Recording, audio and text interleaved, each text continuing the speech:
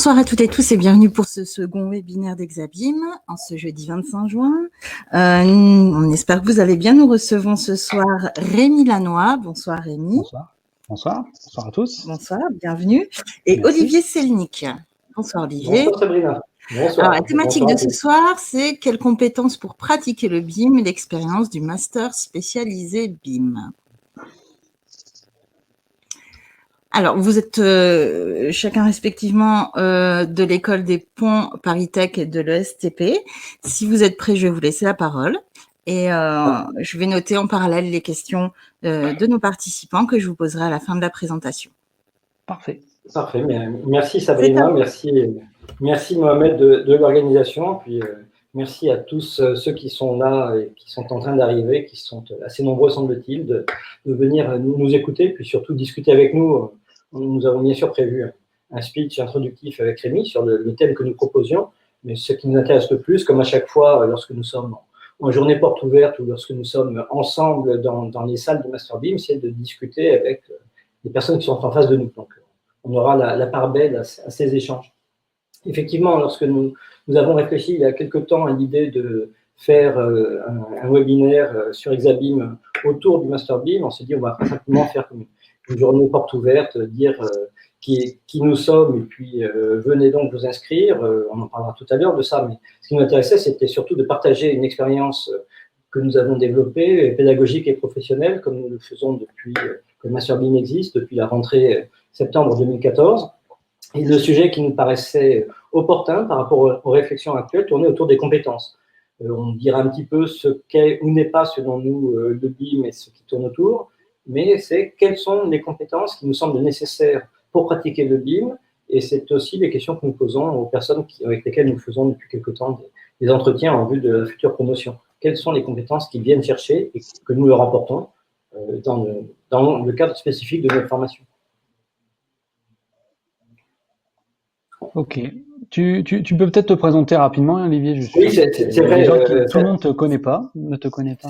Sabrina nous disait, vous avez dû prévoir des slides pour vous présenter. Ben non, on a parlé de tout sauf de nous deux. Donc, on va effectivement le faire en intro. Donc, je suis Olivier Selnik, je suis architecte. J'ai une activité qui se partage à moitié entre une agence d'architecture parisienne qui s'appelle Z Studio, dans laquelle nous faisons et de l'architecture et du BIM, des missions de consultants, de BIM management, et surtout d'AMO BIM avec une équipe dédiée, qui sont des architectes qui font du BIM. J'ai le plaisir d'être le directeur du Master spécialisé BIM depuis sa création en septembre 2014, avec des acolytes variés au fil des ans que nous mentionnerons tout à l'heure. J'interviens également en école d'architecture, et pour finir au tableau, je suis élu à l'Ordre des architectes, où je suis membre du groupe de travail qui réfléchit sur le BIM, le numérique, l'intelligence artificielle. Toutes ces expériences se synthétisent, se mutualisent au profit de ce que nous espérons partager ensemble. Et toi, Rémi ? Eh ben, donc moi c'est Rémi Lannoy, je suis responsable du département construction numérique et BIM du CERIB. Alors pour ceux qui ne connaissent pas, le CERIB c'est le Centre d'études et de recherche de l'industrie du béton. Donc ça c'est mon emploi principal. Dans le cadre de mes activités, je travaille à Building Smart, je travaille pour ADN Construction également dans le cadre du plan BIM 2022, un petit peu à Mine, un petit peu, en normalisation à la commission de normalisation PPBIM, et je suis intervenant en Master BIM en tant que responsable du module des ateliers pratiques ou des ateliers collaboratifs. Il y a plusieurs noms, moi je dis pratique parce que c'est comme ça qu'on l'appelait au démarrage. Et je suis un ancien masterien parce que j'ai participé à la première session en septembre 2014, comme tu disais Olivier. À cette époque-là, j'étais pas encore au CERIB, je travaillais encore pour Aegis International et je travaillais en maîtrise d'œuvre routière, autoroutière, infrastructure de transport. Voilà pour moi. Ouais. J'allais effectivement dire que nous nous connaissons depuis la première année du master, mais pas du même côté de l'estrade. Exact, je suis ingénieur. Alors là, tu parles de l'estrade pour le Master BIM, mais je suis en qualité d'ingénieur, donc je suis de l'autre côté de la force par rapport à Olivier, mais totalement complémentaire, que ce soit sur le Master et sur les projets de toute façon.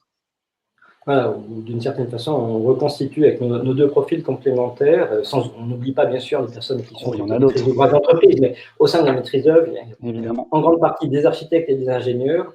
J'avais commencé ce duo avec Philippe Petit, qui était co-directeur du master au début, on avait un architecte et un ingénieur, c'était aussi un symbole volontaire. On reconstitue le duo ainsi, et c'est très bien. Quelqu'un qui a vécu le master de l'intérieur, et tu pourras aussi témoigner de l'évolution de la pédagogie des compétences. Donc, si on avance, pour prévoir une belle plage de questions-réponses à la fin, nous avons souhaité discuter du BIM, et ce que nous faisons au sein du master, c'est comprendre ses implications, son évolution au fil des ans, pour le domaine de la construction au sens large, bâtiment, territoire, infrastructure. Ça fait partie des évolutions que nous voyons arriver à chaque fois. La question pour nous, c'était c'est quoi le BIM? On en parlera tout à l'heure, ou je pourrais te poser la question, Rémi. Pour toi, qu'est-ce que c'est que le BIM? On s'est dit qu'on commencerait par là, puis ensuite on va dérouler. Et c'était la question qu'on s'était posée initialement lorsque nous avons créé le master en 2013 pour pouvoir le lancer en 2014. Nous sentions le terme BIM commencer à monter, ne serait-ce que dans les recherches Google, mais c'est vraiment en 2014 qu'il y a eu une inflexion. Je répète partout que 2014 est pour moi l'an zéro du BIM. C'est l'amorce du PTNB, c'est la rentrée du Master BIM, c'est le livre sur le BIM, c'est les premiers BIM d'ordre moniteur. Tout est arrivé à ce moment-là, y compris la très nette inflexion des recherches sur le thème BIM sur Google et du mot BIM dans les appels d'offres en France et en Europe. Donc, pour pouvoir être prêt en 2014, nous avions commencé à réfléchir en 2013 avec un certain nombre de partenaires qu'on voit ici, qui se sont regroupés autour du berceau du Master BIM, les deux grandes écoles, l'École des Ponts et le STP, toutes deux membres de la conférence des grandes écoles et qui portent ce master, 7 partenaires académiques, je ne mets pas paraphraser ce qu'on a sur la plaquette, des organisations professionnelles, puis citer effectivement tout à l'heure Mediaconstruct, devenu Building Smart France, qui est vraiment l'initiateur de cette demande que des écoles se saisissent du sujet et proposent une formation adaptée créée avec eux et pour eux, pour le monde professionnel, et puis des partenaires entreprises, on en reparlera aussi rapidement tout à l'heure, qui nous aident à sentir les besoins d'aujourd'hui et de demain du marché. Donc, en réfléchissant sur ces points-là que nous avions créés, nous avons bâti le premier programme pédagogique que tu as vécu ou que tu as subi, Rémi. Certains se posaient la question à l'époque de savoir si c'était déjà mûr, si c'était prêt, si nous étions prêts pédagogiquement, s'il ne valait pas mieux attendre une année ou 2 ou plus pour venir sur une formation déjà rodée. Et j'avais à l'époque improvisé une formule lors des premières journées portes ouvertes en disant aux premiers mastériens, n'ayez pas peur de venir maintenant, nous sommes prêts, le BIM commence à être prêt et à être déployé. N'ayez pas peur d'être des cobayes, vous serez des pionniers. Et ça a été vrai, tu nous diras si tu fais partie des pionniers qui ont participé à cette ruée vers le BIM. Je ne sais pas si je fais partie des pionniers, mais en tout cas, j'avais bien testé cette première session et je me souviens bien, le mot pionnier m'allait bien plus que cobaye puisque il n'y avait pas d'expérimentation en soi, c'était avancer ensemble à découvrir un monde un peu nouveau qui s'offrait à nous. Alors, le numérique n'avait rien de nouveau à l'époque, mais c'était la manière dont il pouvait se mettre au service d'un domaine, celui de la construction. Et c'est comme ça que moi j'ai découvert le BIM en soi. Pour la petite histoire, c'est Christophe Castin qui était venu me voir en me disant est-ce que ça t'intéresse de faire une formation qui va te faire travailler de manière plus efficace? Je te vois regarder tes plans, je te vois colorier tes plans, passer du temps sur tes plans, mais en fait c'est ringard. Demain, ça va se passer en 3D, ça va se passer dans des univers numériques et il faut se former à ça. Et donc j'avais eu la chance de pouvoir participer à cette première année. Et d'un, j'en étais très content, et deux, ça m'a permis d'évoluer, ça m'a permis de rentrer dans la pédagogie du master, et à moi, à mon tour, de faire profiter de mes expériences, et de toujours m'enrichir, parce que en participant au master de l'autre côté de la barrière, comme tu disais tout à l'heure, on s'enrichit autant que ceux qui nous écoutent. Oui, en fait, c'est ça qui est bien dans l'enseignement, c'est qu'on nous pose des questions, ça nous oblige à réfléchir, à conceptualiser, à définir parfaitement ce qu'on souhaite dire. Et on avance grâce à ça. Alors, on voit sur l'écran, on va les détailler une à une dans un instant, les 4 compétences clés que nous avons mises en avant à l'issue d'un processus de réflexion qui s'appelle IDEA avec nos collègues. Mais avant ça, en 2013 en tout cas, on s'est dit, on est un certain nombre à pratiquer le BIM dans nos écoles ou dans nos travaux professionnels. De quelle façon est-ce qu'on peut le transmettre? On a bâti un premier programme qui a évolué chaque année et au fil des ans, mais qui était déjà assez robuste, en alliant des cours magistraux théoriques, mais quand même basés sur des exemples pratique de la vraie vie. C'est vraiment ça qui nous intéresse. Nous ne sommes pas à la grande messe à dire ce que le BIM doit être ou pourrait être, mais qu'est-ce qu'il est en vrai, en quoi est-ce qu'il répond aux besoins et aux attentes des uns et des autres. Puis on verra qu'il s'agit d'un public très, très diversifié, et c'est ça aussi qui est intéressant pour nous. Et à l'époque, on s'était dit, on va réunir, on va parler de maquette, on va parler de management de projet, on évoquait à peine les questions de convention, par exemple, à l'époque, on était encore très ciblé bâtiment, même si le terme infrastructure était dans le nom du master. On en parlait, c'était un espoir qui s'est avéré réel, mais il n'y avait pas encore beaucoup de choses à dire. Non, nous étions deux. Souviens-toi, nous étions deux la première année à être issus du monde de l'infrastructure. Il y en a plus maintenant, mais c'est vrai qu'on débarquait un peu là. On n'était pas des ovnis, mais on se disait, mais là, on me parle que de bâtiment. Moi, j'y connais rien en bâtiment. C'est pas du tout mon métier. Et finalement, on se rendait compte qu'on avait strictement les mêmes problématiques sur de la compréhension de projet, du développement de projet. Alors, si on explique aux personnes qui nous écoutent ce qu'est le BIM selon nous, puis ensuite on va parler de nos fameuses 4 compétences. Parce que je regarde l'heure qui tourne et on pourrait parler pendant des heures. Mais, et de pas avancer d'une slide, ce serait dommage. Ouais. Il y avait plein de choses à dire après. Ta définition à toi du BIM, c'est pas une maquette 3D le BIM. Non, moi je reste sur l'acronyme Building Information Modeling avec 2 L. Merci, comme le terme anglais qui est un peu plus fort que le modeling avec un seul L américain. Qui est dans la notion de process lié à la modélisation. Et quand je parle de process, je parle de l'utilisation d'une maquette dans le cadre projet. Voilà. Donc c'est la manière dont le numérique s'insère dans les processus de construction, depuis la conception jusqu'à la réalisation et au-delà à l'exploitation. Voilà pour Juste pour le plaisir d'apporter la contradiction, de montrer qu'il y a des voies complémentaires, moi je pousserais plutôt sur le M façon management, au sens de management des données du projet ou management des processus, non pas management du projet en tant que tel, ça c'est le boulot des maîtres d'œuvre notamment, mais management des données du projet.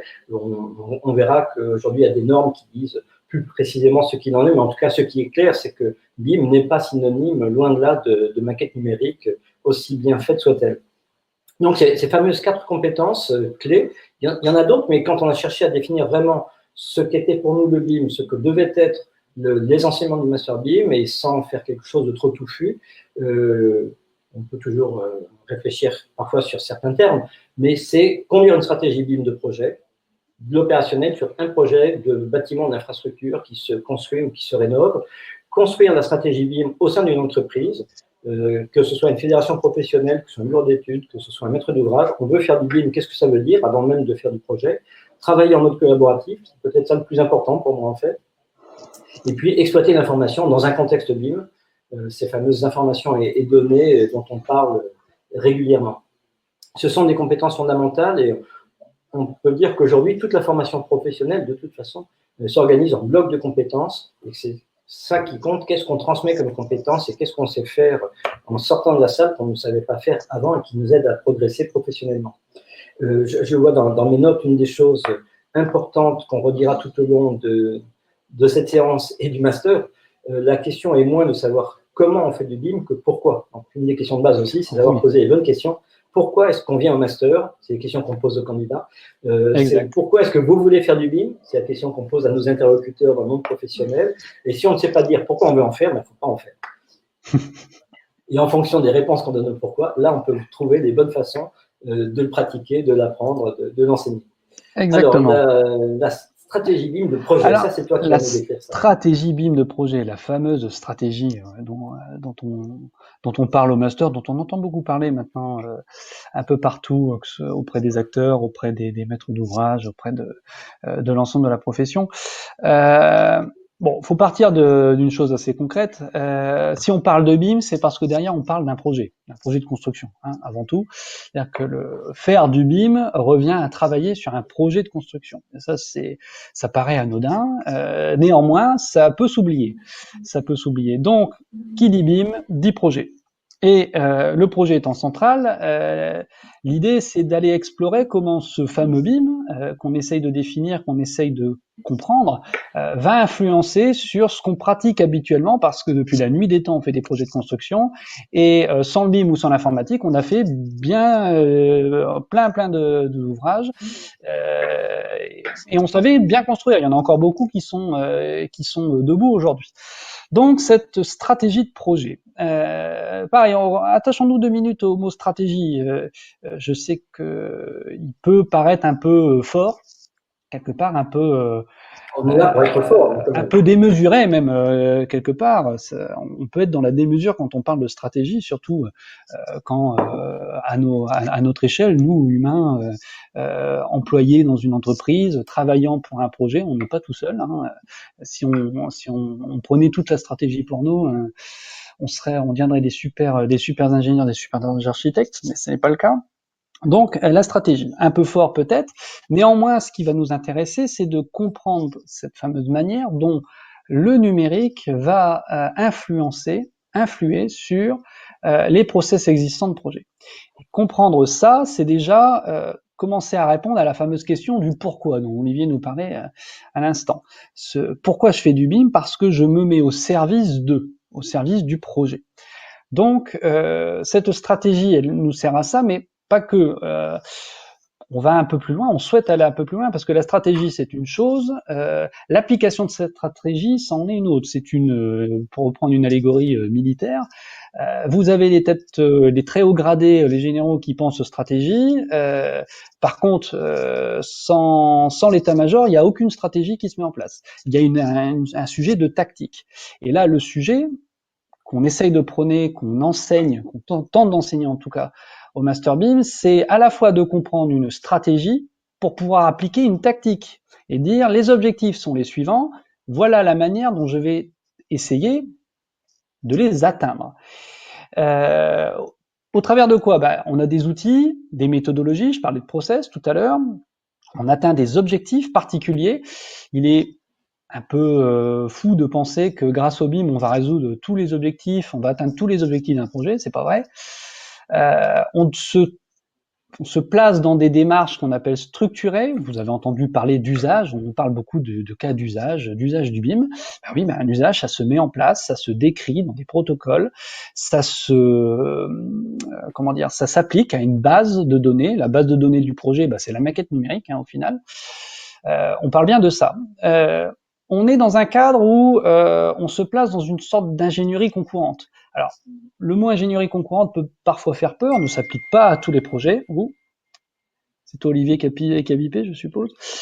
Donc, je disais, l'ingénierie concurrente peut faire peur, elle ne s'applique pas à tous les projets. Néanmoins, dans un mode BIM, l'ingénierie concurrente n'est pas loin. Derrière tout ça, il y a une notion de système. Aujourd'hui, un projet de construction, n'importe quel qu'il soit, n'importe quelle typologie, peut s'assimiler à un sujet d'ingénierie système. Évidemment, dans une certaine mesure, dans une certaine profondeur, mais on touche un petit peu de ce sujet-là.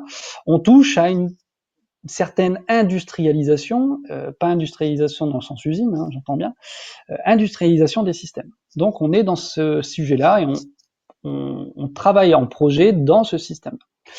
Enfin, la dernière phrase, j'en ai parlé, on est dans un pilotage raisonné. Le BIM ne fait pas tout, le BIM ne fait surtout pas le café, on en parlait tout à l'heure avec Olivier en préparation. Le BIM s'applique là où il va avoir une action, une valeur. Et ça, c'est dans la stratégie BIM, c'est ce qu'on prône, c'est ce qu'on essaye à nos mastériens, on leur demande de rechercher cette valeur ajoutée. Là où le BIM s'applique, c'est qu'il a une valeur. Qui est-ce qui le fait? On pourrait penser que là, celui qui mène la stratégie ou la tactique BIM, c'est ce fameux BIM manager. Mais nous ne sommes pas une formation. Nous ne sommes pas une formation de BIM manager. Exactement. Alors, qui est-il ou que fait-il ce BIM manager? Le BIM manager est un maillon de la chaîne dans le sujet. Il est là pour garantir la maîtrise des informations qui vont être transmises entre les différents acteurs, qui vont être partagées dans un environnement de données, dans un environnement numérique, et il ne fait, on va dire que le BIM manager n'est pas un super chef de projet. Vous avez toujours un chef de projet, vous avez des directeurs de projet qui appliquent on va dire une tactique opérationnelle, technique sur le projet. Le BIM manager peut être ce directeur technique, a une compétence technique dans la construction, mais il est là aussi pour surveiller, pour garantir la maîtrise des flux d'informations entre les acteurs. Oui, il y a beaucoup de confusion. On voit aussi, parfois avec ceux qui viennent nous trouver pour suivre la formation, qui disent « je viens là parce que je veux être BIM manager ». Bon, je suis le premier à dire très bien, mais Qu'est-ce que ça veut dire pour vous? Ça veut dire des tas de choses différentes. On ne restera pas ici à se demander si c'est un rôle ou un métier, parce qu'on sera encore là ce soir et on ne sera pas d'accord. Donc, on laissera ça de côté, puis on verra si demain tout le monde sera BIM manager ou si ça sera au contraire complètement dissous dans les fonctions des uns et des autres. Ce qui semble clair quand même, c'est que sur des projets d'une certaine envergure, il faut que quelqu'un exerce ce rôle. Soit il ne fait que ça, mais c'est parfois un acteur qui a déjà un rôle sur le projet, qui est mandataire ou qui est architecte ou qui est ingénieur, qui exerce en plus une fonction de BIM management du projet, seul ou au sein d'une cellule. On lit parfois le BIM manager, c'est le chef d'orchestre du projet. Non, soyons modestes. C'est le chef d'orchestre des échanges de données entre les acteurs du projet. Mais le chef d'orchestre d'un projet, c'est l'équipe de maîtrise d'œuvre, c'est ensuite l'entreprise qui le construit. Ce sont d'ailleurs, au sens de la loi, des constructeurs. Ils ont des responsabilités décennales, qu'on soit architecte, ingénieur ou entrepreneur. A priori, ce n'est pas le cas du BIM manager qui met en place des processus, des outils, qui vérifient, mais qui n'agit pas sur le projet en lui-même. Exact. Alors, si on passe ensuite, non plus du projet, mais cette fois-ci, on s'intéresse à l'entreprise, construire la stratégie BIM au sein de l'entreprise, et effectivement, un certain nombre de personnes qui viennent suivre le master viennent là parce qu'ils veulent, ou c'est le thème de leur thèse, comment mettre en place le BIM, ou comment trouver une valeur ajoutée, ou comment répondre à des cas d'usage au sein de mon entreprise, que ce soit une grande entreprise de construction ou que ce soit une petite agence d'architecture ou d'ingénierie.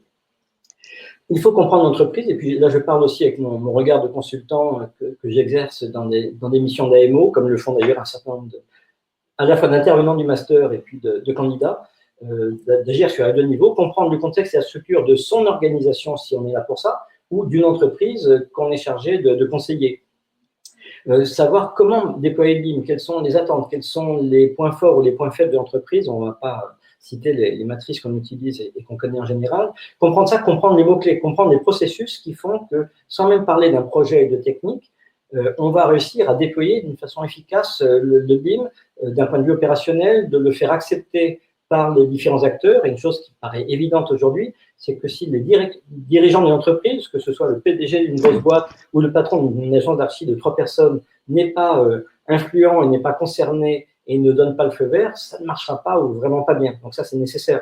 On a vu aussi que pour rassurer les décideurs, une fois qu'ils ont donné le feu vert, il faut définir des feuilles de route qui peuvent être sur le long terme, mais il faut des étapes rapides pour commencer, il faut des jalons qu'on va atteindre, il faut des indicateurs pour voir si on a respecté ou pas ce qu'on avait prévu. Et puis, on en parlera tout à l'heure, également être très attentif aux aspects humains derrière le BIM et les outils. Ce sont des gens qui travaillent pour d'autres gens qui vont utiliser des bâtiments ou des habités, dont les habitudes et les métiers vont être impactés par le BIM, par cette nouvelle façon de faire, par cette collaboration qui s'ouvre. Être très attentif aux questions humaines et conduite du changement, à les mettre en place, sinon, là aussi, la mayonnaise ne prendra pas dans les entreprises.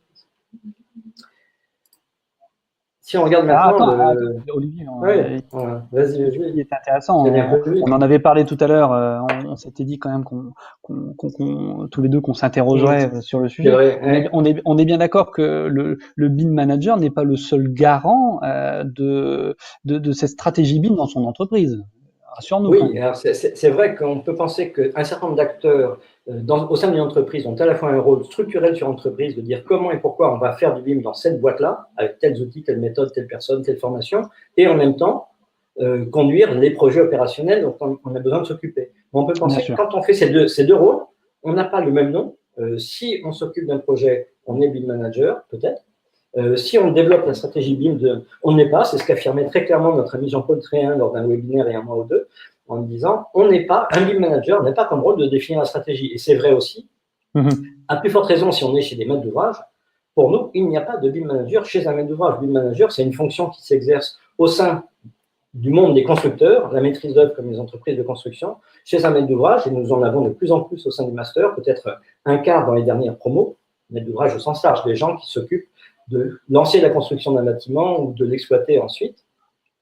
Chez ces personnes-là, on trouve des gens qui sont référents BIM, chefs de projet BIM. Les appeler BIM managers serait source de confusion. Exact. Ouais. Alors là, on va pouvoir parler maintenant, en gardant un œil sur l'horloge, oui, quand même, du travail en mode collaboratif. J'en parlais tout à l'heure, c'est peut-être ce qui est le plus important pour nous. Et qu'est-ce qu'on fait quand on vient au Master BIM? En premier lieu, on apprend à travailler avec les autres. Et pour travailler avec les autres, on apprend à les connaître. on va côtoyer, on les verra tout à l'heure, on a mis quelques photos, on va côtoyer environ 60 à 75, 80 personnes d'horizons différents, des architectes, des ingénieurs, des bureaux de contrôle, des maîtres d'ouvrage, des paysagistes, des économistes et d'autres que j'oublie, qui ont peu ou beaucoup d'expérience, qui travaillent sur les mêmes types de projets ou dans les mêmes environnements que nous. Et c'est en se connaissant, en comprenant les rôles et les attentes des uns et des autres, qu'on arrive à travailler ensemble. Donc ça, c'est vraiment quelque chose de fondamental. On a senti au fil des ans ce besoin émerger et arriver. On poursuit, on développe cet apprentissage des modes de collaboration. Les modes de collaboration, c'est pas seulement ce qu'on a tous fait, forcé par des événements depuis 3 mois, de dire on va se mettre sur Teams ou sur des plateformes ou sur Zoom ou sur ce qu'on veut. Ça, ce ne sont que des outils très secondaires. C'est comment est-ce qu'on fait concrètement pour organiser ce travail ensemble, avec quelle méthode, et se dire on fait naître la confiance, c'est nécessaire, mais ce n'est pas suffisant. Il y a aussi des façons de faire efficaces pour s'assurer qu'on est tous en phase. Donc, c'est vraiment ça qu'on développe, que ce soit dans les cours théoriques, que ce soit dans les ateliers pratiques que tu diriges, Rémi, avec ton équipe, et avec nos amis Nicolas Ferrara et Rachid Koumtab qui ont en charge ces fonctions-là, qui font l'aller-retour entre les enseignements théoriques de base et puis une application très pratique au sein de l'atelier pour voir concrètement en projet comment est-ce qu'on fait. Et puis je reviens sur cette question de conduite du changement qu'on évoquait et qu'on voit de plus en plus. Ça ne s'improvise pas, il faut le savoir. Et si on ne prend pas en compte cette dimension très particulière, ça risque vraiment de coincer.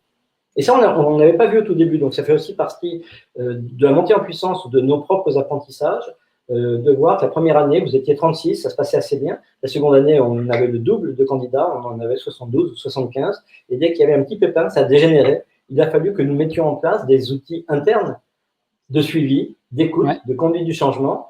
Et on s'est rendu compte que ça, c'est une des composantes clés de cette collaboration. On le pratique pour nous, on le fait pratiquer par les mastériens pour qu'ils le pratiquent à l'extérieur. Ça marche sur le dernier, hop, c'est bon, ça avance. Donc sur le dernier axe, on parle d'information, exploiter l'information dans le contexte BIM, c'est ce qu'on écrit.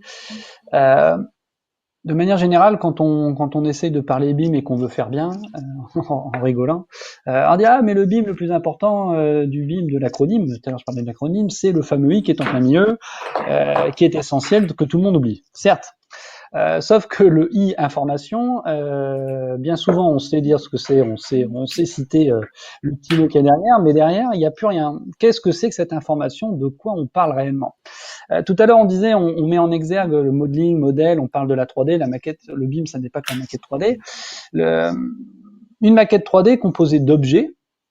L'objet va devenir le vecteur de la transmission de l'information. Et cette information, c'est quoi?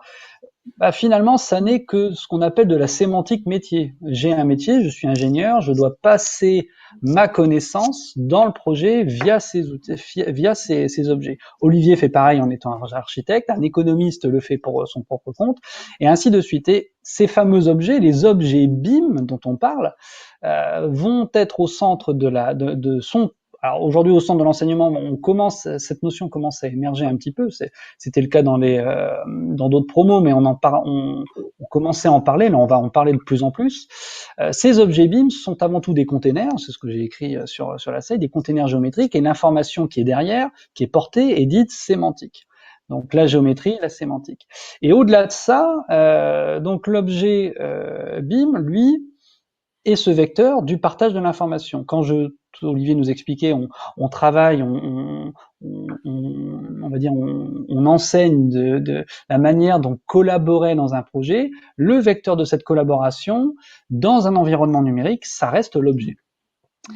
Mais cet objet, il vit sa vie, mais quelque part, il est à calibrer, il est à qualifier, il est à introduire dans le process. Donc c'est la raison pour laquelle on le rattache à la notion de processus, dont je développais plus haut quand on parlait de projet. L'objet devient l'outil du projet. Mais pas que ça, on parle d'autres choses. Un objet, ça se décrit, on parle de terminologie, on va parler de modèle, on parlera invariablement de format, sans en citer aucun.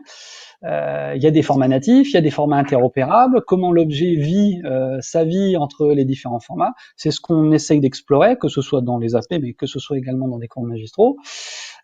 tout en imaginant qu'il doit s'adapter à son environnement, il doit quelque part être au service on a parlé de la stratégie de projet, de la stratégie d'entreprise. L'objet devient le réceptacle de tout ça. Donc c'est bien dans ce sens-là qu'on explore ces sujets. Et alors je sais que les étudiants aiment pas trop, les mastériens aiment pas trop à chaque fois qu'on parle de ça, mais derrière tout ce petit monde, il y a des sujets qui sont liés à la normalisation. Donc on parle de normalisation, c'est pas forcément simple. Moi qui ne suis dans le sujet que depuis 3 ans, j'ai encore du mal à comprendre certaines notions. Je remercie certains experts français, pas que, mais il y en a beaucoup en France sur ces sujets-là qui nous aident à les comprendre, qui pour la plupart interviennent au master. Donc, on est dans des cadres de normalisation et on explore ce sujet-là. Au-delà, et là c'est un peu en avant-première parce qu'on est en train de terminer les programmes pour l'année prochaine, on va essayer l'année prochaine d'aller plus loin, d'explorer un peu plus le quantique un peu de l'objet. On parle d'un objet BIM, très bien, chargé de sémantique, avec des comportements, super. Mais derrière tout ça, il y a autre chose. Il y a de l'informatique, il y a du numérique. Le numérique, c'est de l'informatique. Donc, l'année prochaine, on va aller explorer ce qu'est un objet informatique qui est à la base de l'objet BIM. Ça va être, je pense, très intéressant. Comprendre ce qu'il y a derrière un objet BIM, je pense que ça va permettre aux mastériens de comprendre la manière dont on peut l'utiliser dans des méthodes opérationnelles, comment cet objet, finalement, reste bien au service de notre projet. Ça veut dire qu'il faut être informaticien, Camille, pour faire du truc, pour pas. venir au master? Regardez-moi, j'en suis l'exemple parfait. Je suis nul en informatique, je porte malheur. La preuve, c'est qu'au dernier moment, j'ai failli faire planter mon ordinateur pour me connecter à C'est pas gagné que cette magnifique. Exactement, ça se trouve, ça va planter. Mohamed va pas être content. C'est pas. On verra ça. On va essayer d'aller plus vite.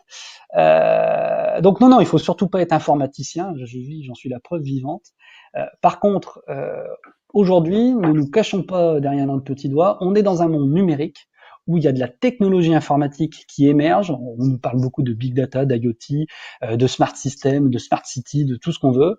Il y a de l'informatique et il faut qu'on l'explore. On va pas faire de vous des informaticiens purs et durs. Néanmoins, on va essayer de vous donner quelques clés, quelques pistes, quelques notions de la bibliographie de manière générale pour comprendre la part de l'informatique dans ces sujets-là. C'est ça l'ambition. Oui, on n'est pas des geeks. Moi, je préfère dire qu'on est des philosophes que des geeks. On n'est pas des geeks, mais on a tous un téléphone, on a tous un ordinateur, donc on n'est peut-être pas des geeks, mais on trempe dans cet univers informatique, dans cet univers numérique. Quoi qu'on en pense, quoi qu'on le veuille quelque part.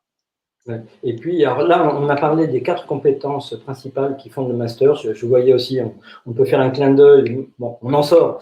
Cette collaboration qu'on évoquait, on l'avait déjà vécu et déployé dans le master au moment des grèves au mi-temps de l'année. On vient de ressortir, on sort de 3 mois où on a réussi à maintenir non seulement les enseignements magistraux, mais également les enseignements pratiques en groupe, grâce aux outils, mais aussi grâce aux méthodes et grâce à la bonne volonté de chacun, qui pour moi est la composante fondamentale. Donc, on l'a vu à l'œuvre. Mais il y a encore d'autres sujets qui ne sont pas des méta-compétences, mais qui sont des thématiques fortes. On montrera le programme dans un instant. On parle des infrastructures. Nous avons vu l'évolution au fil des ans des questions territoriales. Le BIM, ce n'est pas une maquette d'un bâtiment, c'est un bâtiment ou c'est plusieurs bâtiments qui font un quartier, qui font une ville, qui sont sur un territoire, qui sont reliés entre eux par des infrastructures. Ces dimensions, on les voit monter en puissance. Un des symboles, c'est que nous avons accueilli comme partenaire entreprise l'établissement public de Marne-la-Vallée 2 ou 3 ans après le début du Master BIM, que son DGA, Jean-Baptiste Ray, est devenu le président de notre comité des partenaires entreprises. Donc, c'était un symbole fort pour dire que maintenant, on est à l'échelle du territoire et puis on voit bien que c'est ce qui se passe autour de nous. Les infrastructures, on les évoquait. Le mois dernier, nous avions des conférences d'acteurs qui sont chez Vinci, chez GIS, qui s'occupent d'autoroutes, qui s'occupent de chemins de fer et d'autres. Ça existe, c'est là. L'exploitation et la maintenance, c'est un thème montant. On en parlait il y a quelques années et maintenant, c'est là. Et c'était d'ailleurs intéressant de voir que 3 des mastériens de l'an dernier qui ont fait le parcours, qui ont bouclé par des superbes tests professionnels, c'est eux qui, cette année, ont décliné les différents aspects de ce sujet exploitation-maintenance avec quelques autres acteurs. Des sujets réglementaires, tu as évoqué ces questions de normalisation réglementaire au sens évolution législative et leurs évolutions. Ouais, on parle par exemple, dans le monde professionnel, On évoque actuellement ce que pourra être le permis de construire BIM, pour ne pas dire simplement numérique, qui est un peu abstrait, au-delà de la simple dématérialisation. Sur ce thème-là qui commence à agiter un peu le monde des architectes et quelques autres, l'an dernier, nous avions 2 sujets de thèse et un sujet d'atelier pratique. Donc, on pressent des choses qui vont se passer, puis on participe à leur mise en place. Et puis, comme tu le disais, le numérique dans la construction et ses impacts, on est dans un monde numérique. Ça ne veut pas forcément dire qu'on rêve que de ça et qu'on aime ça, mais c'est là, il faut faire avec. Il faut faire avec, ouais. Il faut faire avec. Il faut vivre avec son temps, comme on dit. Même si parfois, on peut dire, moi je dis souvent qu'il faut faire du BIM ou du numérique frugal. C'est indispensable d'en faire, mais parfois c'est en faire le moins possible. Ou en tout cas, ne pas en faire plus que nécessaire. Ah, c'est ça, exactement. C'est en faire pas plus que nécessaire parce que ça demande de l'investissement, que ce soit personnel, ressources, moyens, tout ce qu'on veut. Et ça agit aujourd'hui, ça n'agit pas sur l'ensemble des chaînes, ça n'agit pas sur tous les process. On imagine des choses, on veut tester des choses, mais le numérique aujourd'hui a une valeur ajoutée sur certains sujets, et c'est ça, et exclusivement ça qu'on recherche aujourd'hui, notamment dans le cadre du master, mais qu'il faut qu'on recherche de toute façon quand on est en entreprise. Une entreprise, de manière générale, que ce soit n'importe quel acteur, maîtrise d'ouvrage, maîtrise d'œuvre, il y a une notion de coût, il y aura toujours une notion de coût, et cette notion de coût, elle guide aussi nos démarches. Donc oui, il faut en faire, mais pas trop. Voilà, c'est pas faire du BIM à fond la caisse. La question n'est pas j'ai des outils qui permettent de faire des tas de choses, je vais les faire. Tu parlais d'objets, qu'il s'agisse d'un mur générique ou d'une chaudière d'une marque. Si j'ai 50 champs de propriété dans mon logiciel, ça ne veut pas dire qu'il faut remplir les 50 champs, ou en tout cas pas au début et sans doute pas à la fin. Au début, on va peut-être en remplir 2, puis à la fin, on va peut-être en remplir 10 ou 12 sur les 50, qui seront peut-être pas les mêmes en fonction des besoins des uns et des autres. Et c'est ça qu'on essaye de discerner, c'est savoir. J'aime bien dire souvent que la question n'est pas de savoir faire du BIM ou pas, ou de faire du BIM, de faire du numérique ou pas sur un projet, c'est de savoir où on met le curseur. Bien sûr, il faut en faire. Bien sûr, si on estime que le BIM est avant tout une démarche de projet, une démarche structurée, intelligente, on ne peut pas ne pas en faire, mais ne pas aller trop loin au risque de perdre tout le monde, ou simplement au risque que ce ne soit pas efficace. C'est ce qu'on essaie de voir à chaque fois. Qu'est-ce qu'il faut faire pour être efficace et servir les vrais besoins, qui sont les besoins du projet, de ses acteurs. Qu'on parle d'outils ou de méthodes, ce ne sont que des moyens au service du projet et des gens qui les animent.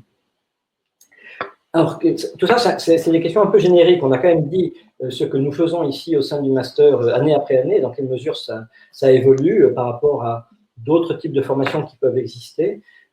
Quelques originalités et quelques convictions que nous partageons et faisons passer au sein du master, des promotions assez importantes volontairement, on trouve en haut, donc il doit être quelque part sur la photo, Rémi, les 36 premiers. Certainement, oui, je suis à droite, il me semble, voilà. La troisième personne à droite. Et donc beaucoup d'entre eux sont devenus des figures éminentes, on ne les citera pas parce qu'on ferait des jaloux si on en oublie, mais beaucoup des gens qui étaient là dès la première année sont vraiment aujourd'hui dans leur propre entreprise ou ailleurs, ou ont fondé de nouvelles boîtes spéciales, des gens reconnus et marquants et influents du BIM. On voit à droite sur le campus de l'ESTP à l'issue d'un jury, à promo, je crois, d'il y a 2 ans, où on est passé du simple au double. Donc, beaucoup de monde, et c'est vraiment une des forces, une des originalités, je pense. Pas que des BIM managers. Il y a des gens qui vont être BIM managers, d'autres qui le seront de temps en temps. On peut penser que la très grande majorité sont des gens qui seront concernés par le management BIM des projets, mais parfois simplement au niveau de l'entreprise, comme on évoquait. Donc, ce n'est pas telle qu'une formation de BIM manager que ça. Et puis, les outils, Rémi, parce que tu t'occupes des ateliers. Ouais. Est-ce qu'on apprend à utiliser les logiciels au Master BIM? Et non, on ne fait pas du clic à clic. Ça, c'est bizarre quand même. On n'apprend pas à utiliser des logiciels. C'est bizarre, mais alors s'il fallait qu'on apprenne les logiciels, déjà lesquels, et deux, la plupart d'entre eux font entre 2 et 3 jours de formation, même en initiale. Vous imaginez bien qu'on n'a pas tout notre temps non plus. Et si on veut qu'on parle un petit peu de projet quand même, à un moment donné, il faut aller au-delà de l'outil. Donc, on propose en optionnel, c'est ce qu'on a fait cette année, un petit peu de formation sur les outils, mais à la marge. Aujourd'hui, il existe plein de tutoriels, de manières de comprendre comment marche un outil, quelque part de le manipuler soi-même, et puis la promo est suffisamment grande pour qu'on puisse apprendre entre nous. Chaque année, on a des gens qui accompagnent, des masteriens qui accompagnent d'autres masteriens sur certains outils, et qui on va dire, on apprend une culture de l'outil. À quoi sert un viewer? Bon, bah, ça paraît bête, mais c'est la première chose qu'on fait en atelier pratique. On apprend ce que c'est qu'un viewer pour, à minimum, ouvrir une maquette. Le reste, C'est la seule chose qui est et c'est déjà bien, c'est déjà bien. C'est la seule chose qui est commune à tout le monde. Exactement, c'est la seule chose qui est commune à tout le monde. Après, on fait un peu de vérification de contraintes, on fait un peu de SIG, on fait un peu de ceci, un peu de cela. On ne va pas fondamentalement dans le fin fond de la possibilité de l'outil. Néanmoins, on les regarde, on les explore. Toi-même, bien souvent, tu nous dis, bah tiens, j'ai vu celui-là, ce que ce serait pas mal d'aller regarder. On fait venir des intervenants externes qui font des conférences sur un outil particulier parce on le trouve intéressant. Il peut être nouveau, il peut avoir évolué, mais on ne prend pas de parti pris. C'est ce qu'on marque après. On essaye d'être dans l'open, BIM, dans l'open format, dans des standards ouverts. Ça veut dire quoi ça, Open BIM, alors, Rémi? Ça veut dire beaucoup de choses. Ça veut dire qu'en tout cas, on essaye de travailler dans un univers qui est suffisamment ouvert pour que tout le monde puisse y participer et faire profiter son métier et ses compétences. C'est ça un univers Open BIM pour moi. Par contre, il faut pas se leurrer. On est bien d'accord. On n'est pas des bisounours non plus. Il y a des éditeurs, il y a des formats qui marchent, il y a d'autres qui marchent moins bien. Il faut savoir pourquoi, mais ils sont tout aussi intéressants parce qu'ils font référence à une problématique, à des besoins métiers. Il faut aller les regarder, il faut les titiller. Parfois, faut se faire mal, parfois, faut pleurer parce qu'on se dit mais finalement, j'y arrive pas, ça marche pas, la promesse n'est pas tenue. Certes, c'est pas grave. Il faut essayer de se débrouiller. Je me souviens que la première année, avec certains camarades, on parlait de bimdouille pour justement essayer de comprendre comment ça reste la bimdouille. La bimdouille, elle se fait toujours, notamment dans les outils. On est toujours dans la recherche de l'environnement open, mais ça ne nous empêche pas d'essayer de gratter. Et ce qui est sûr, pour revenir à la question initiale d'Olivier, on n'apprend pas un outil particulier ou des outils particuliers, on apprend simplement à les explorer. C'est déjà pas mal. Je trouve que c'est déjà pas mal. Et puis, on peut dire qu'on donne accès à des formations sur les outils. Nous utilisons Exactement. des formations des forums ou d'autres. Donc, à travers MasterLib, on a accès à ces formations pour se former sur les outils en tant que tels, mais nous estimons vraiment que le temps que vous passez avec nous ne serait pas efficacement utilisé, n'aurait pas de plus-value si on apprend à utiliser telle fonction de tel logiciel. Ça peut se faire en dehors, et une fois qu'on connaît cet outil, parfois de façon superficielle, ça suffit. Là, on peut vraiment parler de BIM, parler de projet, parler de travail avec les uns et les autres. Tout à fait. Et on ouvre notre réseau. On connaît les éditeurs, on connaît les points d'accroche chez les éditeurs. Donc, on n'hésite pas à donner des coordonnées, à inciter les mastériens à explorer eux-mêmes en appelant les gens, en leur demandant conseil. Et des fois, d'ailleurs, certains éditeurs viennent pour dépatouiller parce que, évidemment, on n'est pas dans un univers où tout marche d'un simple clic. Ça se saurait, on serait même pas là pour en parler. Et on souhaite aussi dire, quand on a besoin de faire certaines choses avec des outils, qu'on n'y arrive pas bien, que ça ne marche pas bien, on propose aux éditeurs de venir nous aider en leur disant il y a un truc qu'on ne sait pas bien faire ou qui ne marche pas facilement. Si vous nous aidez à le faire et à tenir la promesse de l'outil, on sera très heureux de partager ces bonnes pratiques avec tout le monde et de le faire savoir. Et à l'inverse, si votre truc ça ne marche pas, malgré ce que vous en dites, on le dira également parce qu'on a tous besoin d'avancer. On est là pour faire avancer la technique et on a besoin de savoir ce qui marche ou pas. Exactement. Et de pouvoir le dire. Donc, d'exercer, ça c'est vraiment mon dada un peu récurrent, d'être lucide, d'avoir un regard critique toujours, de ne pas prendre pour argent comptant ce qui est dit. Donc, vous qui nous écoutez, ne prenez pas pour argent comptant ce que Rémi et moi vous disons à l'instant. Ayez du recul. Vous pouvez ne pas être d'accord, vous êtes même obligé de ne pas être d'accord sur certains points, parce que la façon dont nous voyons les choses ou notre expérience n'est pas exactement la même que la vôtre. Mais en échangeant, on trouve à chaque fois les bonnes façons d'avancer. C'est ça qu'on souhaite développer aussi tout au long de l'année. On n'est pas là pour apprendre des choses toutes faites, mais pour apprendre à imaginer ce qui est nécessaire et possible sur un projet. Alors, si on passe en revue… Très rapidement, Olivier, pour qu'on puisse répondre aux questions. Exactement. Vous aurez les slides, Mohamed les mettra à disposition via Exabim. Donc, vous pourrez vous y référer en détail. On ne va pas paraphraser ce qui est écrit, mais vous pouvez lire en même temps que nous discutons, Rémi et moi, les différents modules et les noms de leurs intervenants. Vous y reconnaissez quelques figures majeures internationales du BIM, pour ne citer que quelques-uns. Bernard Ferriès, qui est le monsieur IFC en France et worldwide presque. Nos amies avocates Anne-Marie Bélanger et Amélie Blandin qui ont créé la discipline de juridique et du BIM avant d'en faire un livre. Christophe Castin que tu évoquais bien connu dans le monde des infrastructures et sur le Bien projet connu, MAG. dans le monde de BIM de manière générale. Marie-Claire Coin qui caractérise les grandes entreprises qui travaillent sur le BIM et la normalisation, qui a porté entre autres la norme ISO 19650 et qui est venue nous l'expliquer, et puis les autres camarades dont on voit les noms ici, qui sont tous des professionnels engagés, certains qui sont des anciens mastériens, qui viennent partager vraiment leur savoir et parfois leurs doutes également, leurs interrogations, et nous avançons ensemble au gré de ces modules qui évoluent d'année en année. On en ajoute quelques-uns, on en enlève d'autres. On en enlève d'autres, en effet. Exactement. Et puis même, on a un module qui s'appelle optionnel, qui permet de tester, de proposer un parcours diversifié, c'était le cas le mois dernier. Les mastériens, en fonction de leurs affinités et besoins, peuvent choisir certains enseignements qui n'intéressent pas les autres. C'est aussi un moyen de tester des nouveaux modules qui pourront ensuite intégrer le programme fixe. Donc, ce programme évolue, comme le BIM, évolue année après année. Exactement. Je ne sais pas si notre programme évolue en suivant le BIM ou si le BIM évolue en suivant nos programmes, un peu des deux. Allez, on va croire que la deuxième est quand même vraie. On va pas être très modeste, mais bon, c'est un peu vrai. Quelques exemples de thèses. On a aussi, en plus, c'est écrit tout petit, mais vous pourrez les lire.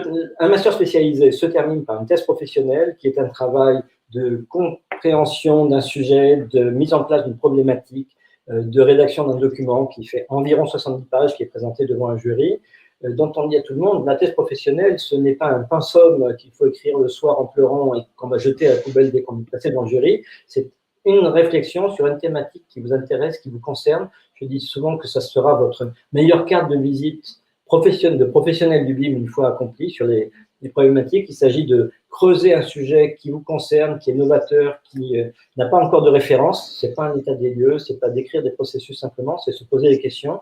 Nous avons ici réuni sur ces slides, et on les voit sur la photo autour de Jean-Baptiste Ray, 11 mastériens qui ont présenté leur sujet de thèse lors de mémoire en 2019. Nous avons prévu de faire la même chose en 2020. Ça n'a pas été en mars, ça sera en octobre, de reprendre. On en voit quelques-uns sur la slide d'après. Et on voit émerger ici des problématiques naissantes au moment où la thèse a été imaginée, qui aujourd'hui sont reconnues et s'appuient parfois sur ces travaux. Je cite souvent ce qui était la thèse d'Alexandre Bompard sur l'exploitation-maintenance, donc la deuxième promo en 2015. Alexandre est aujourd'hui quelqu'un qui est une des références sur le sujet et sa thèse reste toujours d'actualité, même si le sujet s'est ouvert, par exemple. Là, c'est un peu plus gros et un peu plus récent. Ce sont des candidats qui étaient avec nous l'an passé, qui ont présenté leur thèse en 2019. On voit sur des sujets variés qui touchent l'exploitation-maintenance, qui touchent la stratégie de fabricants et distributeurs de matériaux de construction, qui touchent les informations et les données du bâtiment dont tu parlais, la stratégie d'un organisme tel que l'assurance maladie, et puis dans des domaines annexes et innovants, un constructeur en traitement de l'eau. On était étonné de voir un tel candidat arriver. Et bien sûr, tout ce qu'on lui a apporté a été utile. Et lorsqu'il a présenté sa thèse, on lui a dit que c'est peut-être un des seuls qui avait balayé les 4 compétences de base de façon très, très complète. C'est presque l'heure de finir. Oui, ça va être l'heure de finir. On est bien là. Quelle est la suite pour ceux qui veulent en savoir plus, qu'il s'agisse d'échanger avec nous, d'intervenir si vous avez des choses à dire, et puis surtout de candidater au Master BIM si vous le souhaitez. Les candidatures sont en voie d'achèvement pour la promo qui va rentrer en septembre, mais nous en faisons encore tout le mois de juillet a priori. Nous aurons encore des jurys. Nous avons à ce jour, je regardais tout à l'heure, je crois 187 dossiers pour environ 80 places, et ce n'est pas fini. Les places sont chères. Les places sont chères. Et ce qui compte, c'est pas tellement le profil ou la compétence, c'est des motivations et être certain pour nous que ce que nous faisons et apportons dans le cadre du Master BIM correspond bien au projet des candidats, qu'on est bien en face, qu'on s'est bien compris et qu'il n'y aura pas de déception ou de frustration de ne pas trouver au sein du Master ce que nous y apportons et que nous pensons utile. Nous avons dit que le Master BIM, c'est les 2 écoles Pont et USTP, que nous caractérisons d'une certaine façon aussi Rémi et moi, mais c'est vraiment les 2 écoles ensemble qui bâtissent et animent ce programme d'un bout à l'autre. La partie gestion des inscriptions est assurée par l'école des ponts. Vous avez ici la page web du master à partir de laquelle vous pouvez trouver la plaquette, une description des programmes et puis surtout la description du processus d'admission, dépôt de candidature en ligne, après lesquels vous êtes convoqué à des entretiens de 20 minutes avec 2 des membres de l'équipe. Ça peut être Rémi et moi ou avec nos collègues. afin qu'ensuite un jury… Surtout avec nos collègues, hein, on n'est pas omniprésent, malheureusement. Et puis nous allons pouvoir passer aux questions. Il y en a pas mal, j'ai vu. Au moment où il y en a pas mal qui sont variées, donc on va essayer d'y venir. Effectivement, Rémi Lannoy et Olivier Selnick. Déjà, merci beaucoup pour ce moment, pour cette présentation c'était très intéressant de vous écouter. Alors, au niveau des questions, merci aux personnes qui nous ont rejoints aussi en cours de présentation. Donc, au niveau de l'auditoire, on a beaucoup de personnes de métropole de différentes régions, mais aussi de Guadeloupe, de la Réunion, de Tunisie, du Liban, du Maroc et du Sénégal. Voilà ce que j'ai relevé. Alors, on va passer aux questions. On va commencer par donc un étudiant master BIM de Valenciennes, donc le nom de famille c'est Potin, qui vous demande, selon vous, est-ce que je suis étudiant en master BIM à Valenciennes, selon vous, est-ce que le master spécialisé BIM est utile après avoir fait un master BIM? Alors, je pourrais dire que nous avons déjà un candidat qui vient de ce master ER de Valenciennes, qui s'est inscrit au master spécialisé BIM. C'est l'occasion de rappeler d'ailleurs qu'un master spécialisé est un label de formation décerné par la Conférence des grandes écoles, qui est une formation post-diplôme Bac+5, architecte ou ingénieur ou autre, avec, dans certains cas, des équivalences ou des dérogations pour des parcours particuliers. Mais un master spécialisé, dans l'esprit, j'ai aussi vu des questions de personnes qui sont tout juste diplômées, que nous accueillons, mais qui ne sont pas le public principal d'un master spécialisé, quel qu'il soit. C'est avant tout des professionnels en exercice qui viennent chercher à enrichir leur carrière, à la réorienter au sein de leur entreprise ou au sein d'une autre entreprise, et qui ont déjà une expérience professionnelle à partager, notamment dans le monde du bâtiment. Ça fait partie des questions récurrentes que nous posons lors des entretiens. Très bien si vous êtes jeune diplômé, mais avez-vous dans votre parcours eu assez d'expérience professionnelle à travers des stages, des emplois, des césures, pour connaître assez de situations actives, actuelles, et comprendre les tenants et aboutissants des problèmes et des façons de les résoudre que les processus BIM apportent. C'est une des clés pour nous. Donc, en fonction des gens, il n'y a pas de réponse, et je ne pense pas qu'on puisse faire une réponse oui ou non à quelque question que ce soit qui est posée. Et ça fait longtemps aussi que je dis que la seule réponse honnête sur une question liée au BIM, c'est ça dépend. Ça dépend du contexte, ça dépend des… En tout cas, mais c'est possible, on est bien d'accord. Mais c'est possible, et c'est sans doute intéressant, mais que des personnes aient suivi une formation comme celle-ci, du master de Valenciennes, ou aient déjà développé une expérience personnelle, parfois un titre un peu provocateur. Je dis aux gens, mais vous êtes BIM manager depuis 5 ans, vous connaissez des outils, vous avez écrit des conventions, etc. Qu'est-ce que vous venez chercher au master BIM? Alors, pardon Olivier, l'étudiant vous précise qu'il a fait son master en alternance. Voilà, donc on peut penser… Donc il a déjà une expérience. Ouais. Exactement, que c'est une expérience professionnelle qui sera enrichissante et qui lui permettra de tirer parti des enseignements que nous donnons au Master BIM. Très bien. Question suivante de Bastien. Le Master BIM est-il utile pour un modeleur spécialisé dans tout ce qui est CVC, PB? Alors, un modeleur métier, donc quelqu'un qui manipule les objets de modélisation, qui fait de la 3D, qui travaille au service d'une conception particulière. Ok, alors oui, ça peut l'être utile, il n'y a pas de souci là-dessus. Ça revient un peu à la question posée tout à l'heure dont Olivier parlait. Tout dépend de la manière dont le masterien, le futur masterien, voit son évolution de carrière. Spécifiquement dans le module des ateliers pratiques où à un moment donné il faut se mettre en groupe, ça fait 2 ans qu'on teste la mise en groupe à l'initiative des mastériens, et dans cette mise en groupe, pour les aider dans ce processus-là, on demande aux mastériens de se poser ce genre de questions. Mais finalement, vous êtes ceci, qu'est-ce que vous voudriez être en sortant du master et vers quoi vous voulez tendre?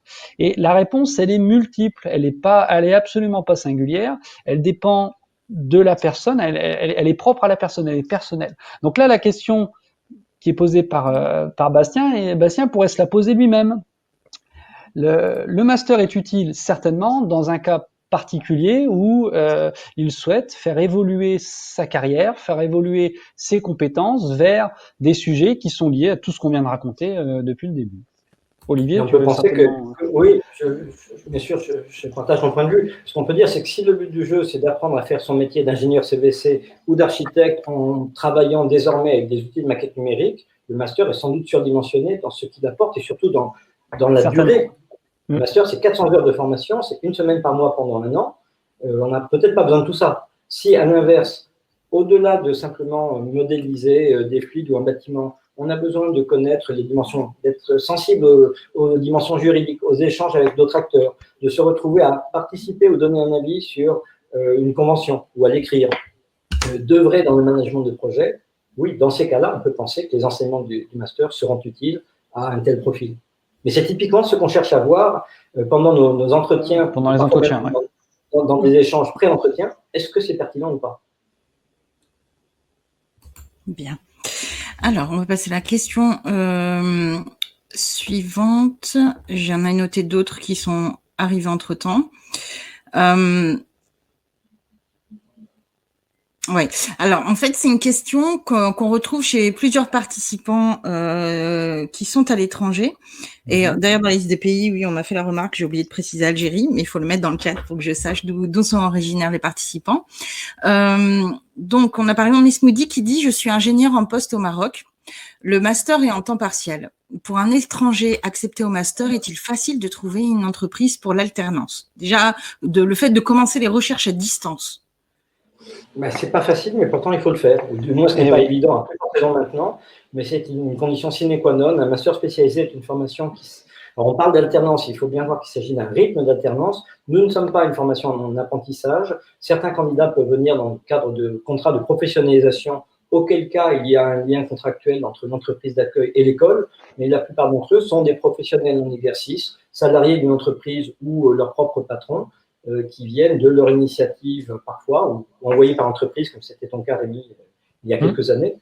Donc, ce n'est pas évident de trouver une structure d'alternance. C'est nécessaire parce que nous savons d'expérience que si ce n'est pas le cas dès le début, on arrive ici, si on n'a pas déjà des liens dans le tissu professionnel français au sens large, mais ça peut être aussi dans des pays étrangers, on aura beaucoup de mal à trouver, ou peut-être en cours de route, on ne trouvera pas. Les personnes vont rester à tourner en rond pendant les 3 semaines entre 2 séances de formation, auront aussi des finances qui vont diminuer, parce qu'un master spécialisé est une formation coûteuse, nous le savons bien. Il faut que tout ce contexte soit stabilisé pour que ça se passe bien. Donc, c'est des encouragements que nous donnons dès les entretiens et avant les jurys, de trouver des entreprises d'accueil, à minima pour un stage. Voilà, on voit que ça se décante un peu. On voit que les candidats auxquels nous disions ça il y a quelques temps commencent, les taux du confinement se desserrent, tout le monde a envie d'y croire, et puis il y a quand même un peu de vraie reprise, semble-t-il. On verra s'il y a des effets rebonds ou pas ensuite. On voit des candidats que nous avons reçus il y a quelques temps nous envoyer des offres, des acceptations ou des promesses d'embauche ou de stage que leur donnent les entreprises. Voilà, donc décrocher le stage ou l'alternance, c'est un préalable pour candidater pour le master spécialisé BIM. En fonction des profils, quasiment. Pour des jeunes diplômés, nous estimons que c'est indispensable. Pour des personnes qui ont déjà une certaine expérience, nous pouvons penser que dans certains cas que nous étudions au cas par cas, ce n'est pas Excel qui décide, c'est un jury qui est composé avec nos collègues, qui réfléchissons au profil et à la pertinence du projet, aux lettres de motivation, se dire est-ce que ça a du sens, est-ce que ça va marcher, est-ce que la personne va tirer profit de venir ici suivre la formation ou risque d'être en porte-à-faux. On ne vient pas en Master BIM pour apprendre de BIM sans avoir un projet caractérisé ou simplement pour avoir un joli papier avec les logos des 2 grandes écoles. Donc, je rebondis sur une question qui est dans le sujet. Est-ce qu'il est possible de suivre la formation entièrement à distance avec une embauche à l'étranger? Alors, pour l'instant, non. Non. Donc, tout se fait en présentiel, d'accord? Tout ne se fait pas en présentiel. Pardon. Par contre, il y a des modules, il y a des temps dans la formation qui requièrent une présence. C'est obligatoire. Quand on parle de projet, on a beau imaginer qu'on peut, on l'a d'ailleurs vécu pendant le confinement, on a beau imaginer qu'on peut tout faire à distance, il y a quand même des sujets où il faut se voir, il faut être de visu. C'est très clair. Ça évolue, hein. On sait que l'année prochaine, il y a des choses qui passeront en dématérialisé, mais certainement pas toute la formation. Nous avons des candidats qui continuent à résider et à travailler à l'étranger, qui viennent 1 semaine par mois avec leur valise, qui débarquent le lundi matin et repartent le vendredi soir, que ce soit à Marseille ou dans un pays un peu plus lointain, peu importe. Ils sont chez eux les 3 semaines dans leur environnement familial et professionnel. Comme nous l'avons dit, certains des enseignements sont à distance et il y en aura peut-être un peu plus qu'auparavant, mais nous considérons que vraiment autant que possible, ce qui compte, c'est de se voir. Il est possible que nous démarrions l'année prochaine à distance pendant 1 mois ou 2, ou en hybride. Pour ceux qui pourront être là, tant mieux, et les autres, on mettra en place des procédures distantes. Mais nous savons aussi que, notamment pour collaborer au sein des groupes de projet des ateliers pratiques, il faut se connaître, se côtoyer, passer du temps côte à côte dans la salle, dans les couloirs, à la cantine ou au café. Et c'est là que des affinités naissent et permettent de travailler ensuite en groupe. Donc, pour clôturer sur le sujet donc des postulants qui sont situés à l'étranger, on a le cas de Mansouri qui avait été admis l'année dernière à l'école des Ponts, mais qui n'a pas pu, mais qui a eu son visa étudiant refusé au consulat. Comment ça se passe s'il veut repostuler? Bon, ça, c'est un cas un peu spécifique. C'est un cas très spécifique. Oui. Alors, sur tous les cas spécifiques, surtout des personnes qui ont déjà postulé, peuvent nous contacter et nous verrons cas par cas. Voilà. Mais a priori, que ce soit des personnes qui, dans le dossier, n'auraient pas été admis l'année passée, ou même qui auraient été admis, n'auraient pu venir pour X raisons, retour à la case départ, candidature, qui sera sans doute accueillie avec plus de facilité et plus rapidement, mais malgré tout, candidature, entretien, jury, et dans certains cas, les décisions ne dépendent pas de nous. Alors c'est ça, il faut bien rappeler, Olivier, que les écoles ne font pas les démarches administratives pour les futurs masteriens, hein, soyons quand même assez clairs. Hein. Très bien. Alors, question suivante, question de Florence. Ne trouvez-vous pas que dans BIM for Value, le curseur du BIM va loin?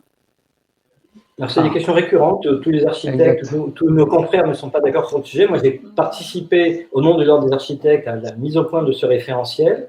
Notre objectif était justement d'avoir quelque chose de stable et précis, qui ne soit pas une usine à gaz, qui ne soit pas fait seulement pour les grandes entreprises et les gros projets, et puis dans lequel on peut aussi piocher, comme bien souvent dans des référentiels. Ce qui compte, c'est ce qu'il est, mais c'est aussi de s'en inspirer pour l'adapter à ses besoins et de prendre de façon plus mesurée sur des projets plus modestes. Exactement. Mais ça fait partie des questions à se poser et du regard critique. On a un référentiel, il ne faut pas tout faire. C'était déjà le cas sur le HQE. Je parle souvent de ça en comparaison. Le HQE, ce sont des grands principes louables qu'on devrait pouvoir développer dans nos projets sans même avoir besoin d'en parler parce que c'est simple. Il y a 14 cibles. Il n'y a aucun projet sur lequel on fait les 14 cibles systématiquement. On prend ce qui est pertinent en fonction d'un projet. C'est ça, c'est exactement ça. On prend ce qui est pertinent, ce qui aura de la valeur. D'accord. Et ça mérite d'exister, c'est ce qu'on peut dire quand même, c'est que le référentiel existe et il est intéressant à l'explorer. Et même si c'était de dire sur ce projet-là, je ne vais pas prendre ce truc-là qui est trop complexe, je vais faire quelque chose de plus simple, ça a déjà permis d'exprimer cette position. Donc, ça aura exactement. Ça aura au moins eu cet intérêt-là, en effet. Question suivante de Vincenzo. Est-ce qu'il y a des cahiers des charges normalisés pour modéliser les objets BIM? Wow. Cahier des charges normalisé. Ah, de quoi on parle? Tout à l'heure, on parlait de normes, de règlements. Bon, il y a des différences entre les deux. Je vais pas rentrer dans le détail. Il y en a une. La norme, elle n'est pas obligatoire, elle est volontaire. Les règlements, par contre, eux, sont obligatoires. En tout cas, dans la localité où ils se matérialisent. Donc, en France, en Europe, n'importe où. Ce qui existe aujourd'hui, c'est des choses qu'on va explorer en cours. Donc j'invite Vincenzo à postuler pour venir nous rejoindre pour discuter de ce sujet-là. Aujourd'hui, un objet BIM, sa genèse, c'est les besoins de projet. C'est-à-dire que vous êtes maître d'ouvrage, vous êtes donneur d'ordre, vous avez des exigences, vous avez monté un cahier des charges. Ce cahier des charges peut se matérialiser si on va très loin dans le sujet, si on va très loin dans la structuration même du besoin, peut se matérialiser par des propriétés accolées à l'objet. Et une fois qu'on fait ça, à charge pour les acteurs qui sont en phase de répondre aux exigences en y accolant des valeurs aux propriétés et en travaillant à se passer l'objet, à se le partager pour que chacun puisse répondre de son point de vue avec les compétences métiers. Et là, on en parlait tout à l'heure, on touche du doigt l'ingénierie concourante là, hein, quand on parle de ça. Donc aujourd'hui, il n'y a pas de cahier des charges normalisé pour modéliser un objet BIM. Il y a des manières de modéliser un objet BIM, il y a des manières surtout de le décrire, à la fois l'objet, mais également ce qu'il y a au-dessus, ce qu'on appelle le modèle. Je ne vais pas aller dans le détail là-dessus aujourd'hui. Le cahier des charges, c'est la maîtrise d'ouvrage c'est le donneur d'ordre qui le sort. Dans ce cahier des charges, il peut très bien y avoir une liste d'objets avec des propriétés qui seront à utiliser dans le cadre du projet. Ça, oui, ça existe.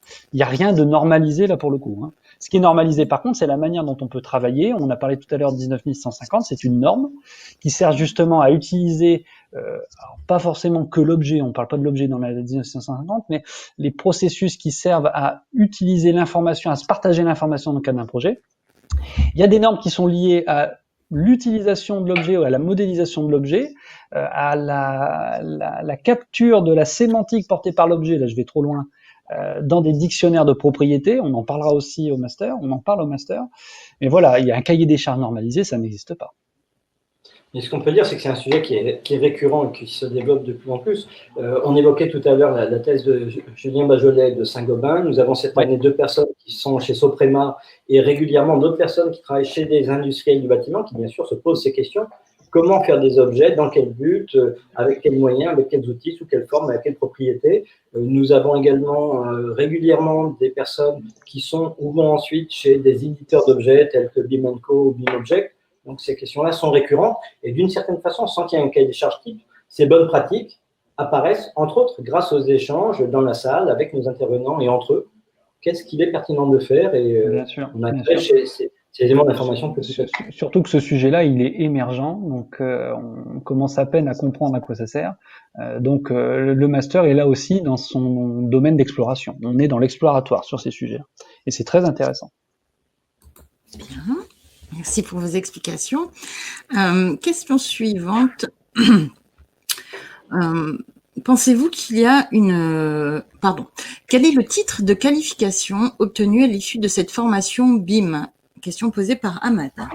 Oui, alors ça rejoint ce qu'on disait tout à l'heure. Un master spécialisé, quel qu'il soit, est un label de formation décerné par la conférence des grandes écoles qui réunit un certain nombre d'écoles, d'ingénieurs, de commerce et d'autres. Ce n'est pas un diplôme universitaire qui serait l'équivalent d'un bac plus quelque chose. C'est un label, c'est une formation qui est les personnes qui suivent le Master BIM ont un diplôme décerné conjointement par l'École des Ponts, ParisTech et l'ESTP, qui n'est pas un diplôme universitaire.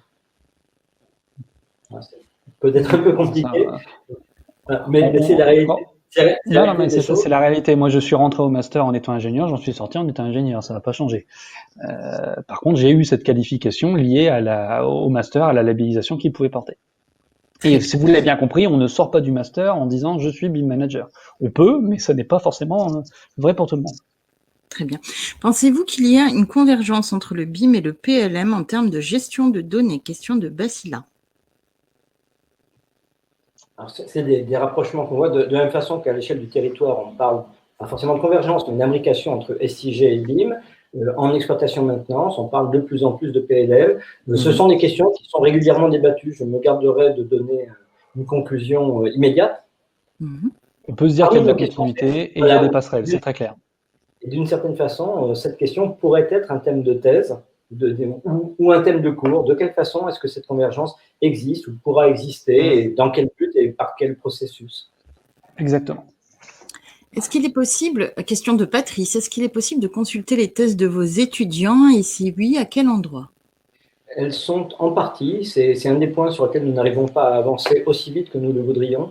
Certaines thèses sont confidentielles, ce qui montre aussi toute leur portée et leur intérêt stratégique pour les candidats, pour les entreprises.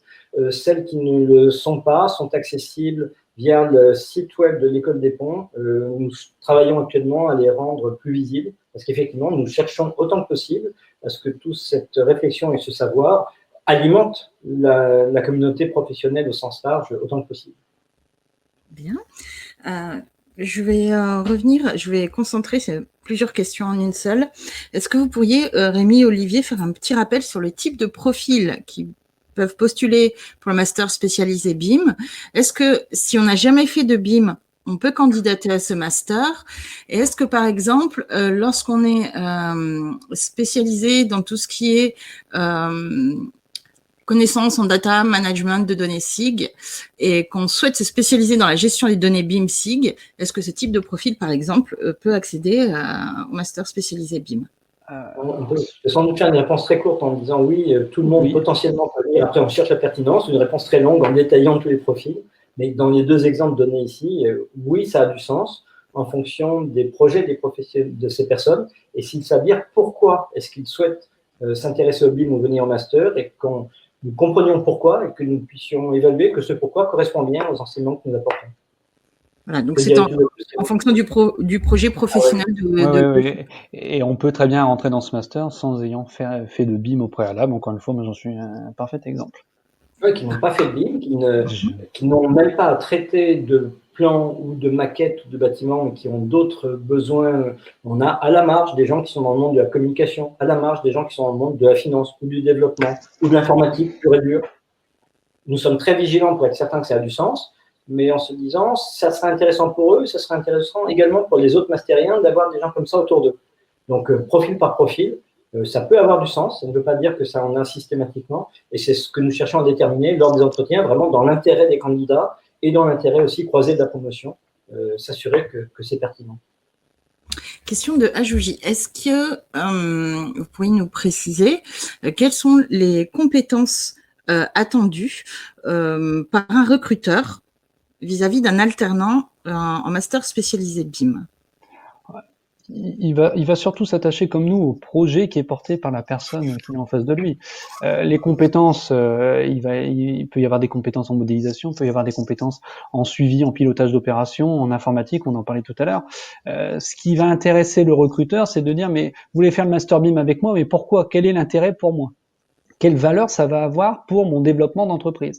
Et à ce moment-là, le mastérien, le futur mastérien, doit décliner cette part de son projet personnel au service d'un projet bien plus grand que lui, qui est le projet de l'entreprise. C'est comme ça qu'il faut voir en tout cas l'entretien ou la manière d'aborder l'entreprise futur recruteur. Qui peut être de développer, on évoquait tout à l'heure, de mettre en place le BIM dans l'entreprise, et puis parfois c'est rentrer par la petite porte. Une entreprise qui veut faire du BIM, ça commence par faire des maquettes. Donc dans certains cas, dire je connais tel outil, je sais faire une maquette numérique 3D avec des informations pertinentes et bien structurée du projet, c'est un début. Puis à partir de là, on progresse de la maquette, on parle de contrat, on parle de convention, on parle de stratégie, on parle de déploiement, on évoque, on met en place des plateformes avec les autres intervenants du projet, et là, on est vraiment au cœur du BIM. Question de Marina. Quelle est la différence entre un master management de construction et un master BIM? Il faudrait savoir de quel master on parle. Le master de management de construction, je pense qu'il ne doit pas en avoir qu'un. Comme ça, 10 buts en blanc, vu la question, je dirais qu'un master management de la construction, c'est du pilotage d'opérations au sens très large, que ce soit dans la gestion, le pilotage de la qualité, du coût, des délais. Le master BIM, lui, il s'oriente dans ces questions-là, mais du point de vue numérique. Et dans cette recherche de valeur, on revient toujours à ça, comment le numérique sublime ce genre de fonction, ce genre de rôle dans un projet. Voilà ce que je pense qu'on peut répondre. On a vu aussi à travers les modules, et c'est volontaire, nous couvrons un spectre très très large de domaines, donc ça n'empêche pas de détailler particulièrement dans certains cas lors de travaux ou lors de thèses, mais nous souhaitons apporter des connaissances très transversales et très complètes, en mettant des points sur les aspects de management humain, d'économie du projet, d'aspects juridiques et contractuels, qui sont à la fois communs à tous et qui ont des spécificités sur chaque type de projet ou chaque type de structure. Merci. Alors, on va passer à la question suivante, question de Kevin, qui vous dit « Les places sont visiblement très demandées. » Vous nous avez donné les chiffres tout à l'heure. Il y a 60 places, c'est ça? Entre 60, c'était une petite promo cette année, et il y a 78 places physiques dans la salle BIM de l'ESTP à Cachan. Donc la capacité d'accueil maximum, c'est 78 personnes. On a pu voir l'accueil avec 60, c'est un petit peu plus fluide. Ça reste tout aussi riche, donc le bon curseur pour nous est entre les deux. Mais oui, effectivement, les places sont chères, puisque, grosso modo, nous avons une place pour 3 candidatures. Donc, Kevin vous demande, existe-t-il d'autres centres de formation en France avec une équivalente à votre master? Équivalent au master, il y a d'autres masters aujourd'hui qui existent, qui sont parfois certains orientés BIM, parfois certains orientés justement management de projet avec des options qui sont liées au BIM. On n'est pas les seuls, c'est très clair. On est les premiers. Olivier, là, je vais te laisser refaire le speech du début, mais oui, il y en a d'autres. En effet, il y en a d'autres. Effectivement, qu'il s'agisse de formation de 2 jours, qu'il s'agisse de formation aussi complète que peut l'être un master spécialisé, nous avons des collègues dans d'autres établissements qui proposent des choses autour du BIM, qui peuvent ressembler de près ou de loin à ce que nous faisons, qui peuvent avoir d'autres focus.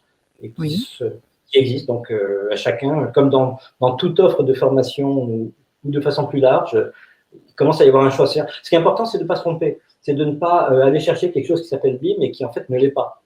Typiquement, nous essayons, notamment dans les organisations professionnelles, d'identifier toutes les formations qui existent et de bien faire la part des choses entre une formation BIM au sens où nous la pensons, versus une formation purement logicielle, qui sont des logiciels qui rentrent en œuvre dans le BIM, mais qui ne sont pas du BIM au sens échange de données, structuration, management de la donnée, collaboration, et ainsi de suite.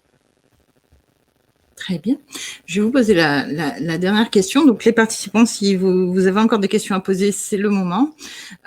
Question d'Herman. Est-ce que vous pouvez nous expliquer le développement actuel du BIM dans le domaine des matériaux, particulièrement en ce qui concerne le béton? Ouf. Alors ça, c'est pour toi, Rémi. C'est pas mieux que... Je ne vais pas faire l'article de l'industrie béton dans ce webinaire, mais aujourd'hui, les développements du BIM dans l'industrie de manière générale, je ne vais pas parler que de l'industrie béton, avec une connotation matériaux, donc que ce soit du bois, de la terre cuite, du métal, explorent les sujets qui sont liés justement aux objets, principalement. Il y a de la modélisation, très bien, la modélisation elle appartient plutôt au concepteur. L'industriel peut avoir de la plus-value à travailler en modélisation, pas tous, il y en a qui le font. Par contre, de manière plus générale, l'industriel, lui, doit pouvoir se servir du BIM comme d'abord, avant tout, un élément de prescription par l'intermédiaire de nos fameux petits objets. Donc, en tout cas, pour l'industrie béton que je connais un peu plus, c'est ce qu'on fait. Je sais que dans d'autres industries, ça se fait aussi. J'ai des collègues, des confrères et des consoeurs dans d'autres industries qui travaillent sur les mêmes sujets que moi. On a strictement les mêmes sujets, on a strictement les mêmes problématiques et on se retrouve tous autour de la table, que ce soit en normalisation, que ce soit à Bunixmart ou même à ADN, à essayer de résoudre ces sujets-là. Le monde industriel en France est assez particulier. Il avance au rythme de la construction avec parfois des temps d'avance, parfois des temps de retard. Sur le numérique, il y a des entreprises qui sont bien en avance. Il y en a beaucoup qui sont, je vais pas dire en retard, mais en tout cas qui n'ont pas encore vu le BIM comme étant un modèle de développement d'entreprise tel qu'on l'a déployé tout à l'heure, qu'on l'a expliqué tout à l'heure sur de la stratégie de développement d'entreprise. Mais on prend le bon bout et on avance. Voilà, pour plus de précision, Herman, je te suggère de me contacter via Exabim ou LinkedIn. Je me ferai un plaisir de te répondre un peu plus précisément. Oui, nous assurons les uns et les autres que ce soit nous ou tous nos collègues ou intervenants, des services avant-vente, après-vente. Nous aimons discuter de ces sujets dans le master avant ou après.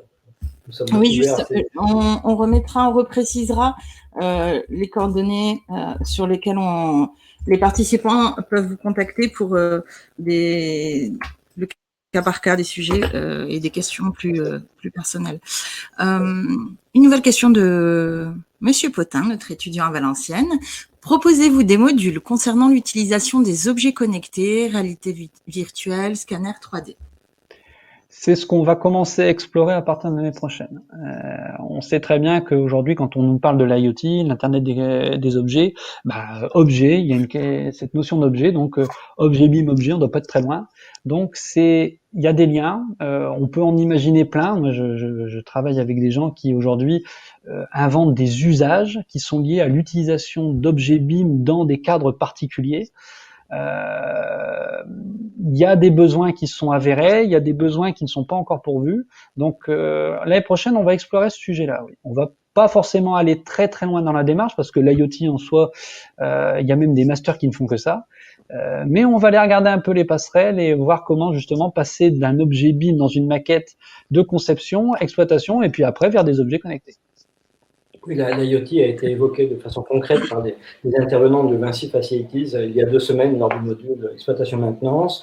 Les scans 3D, laser, nous en parlons et pratiquons depuis des années, que ce soit théoriquement ou en faisant intervenir des constructeurs ou des startups qui proposent des numérisations automatiques. On a d'ailleurs fait une journée sur la numérisation de l'existant au sens large, animée avec un de nos partenaires, Alptopo et un ancien masterien, Tristan Ligny, donc on est là-dedans. Et puis sur l'aspect VR-VA, justement, j'envoyais il y a quelques jours un message à mes camarades enseignants en école d'architecture à Paris-Val-de-Seine, qui est partenaire du master, pour leur rappeler que nous avions mis en place il y a quelques années une journée sur cette thématique ou sur, au sens large, la représentation 3D, la communication du projet, et qu'il me semble pertinent de revenir d'une façon un peu plus approfondie, pratique et théorique sur ces sujets.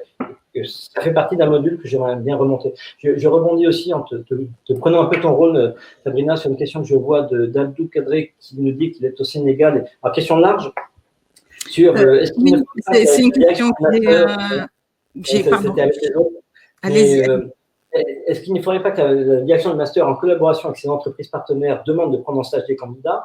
Oui, c'est ce que nous faisons en partie, mais je rappelle qu'avant tout, la logique d'un master spécialisé, contrairement à une formation d'apprentissage qui, par principe, place à des partenaires entreprises qui attendent des jeunes en alternance, par principe, un master spécialisé s'adresse à des professionnels en exercice avant tout. Donc, à la marge, nous avons autour de nous des structures qui cherchent à embaucher des candidats de façon régulière ou en stage. Nous faisons le nécessaire, puisque je vois que cette personne travaille dans un cadre d'infrastructure, notamment notre ami Nicolas Delrieux de la Société du Grand Paris, qui est intervenu sur les dernières séquences de cours, cherche à augmenter ses troupes par des personnes qui seraient ingénieurs TP, VRD et d'autres, est en train d'étudier des candidatures. Donc, nous le faisons pour rendre service aussi bien à nos partenaires qu'aux candidats, mais ce n'est pas l'essence même de notre action. Et d'une certaine façon, nous disons aussi aux candidats que leur initiative compte pour nous. Le fait qu'ils aient déjà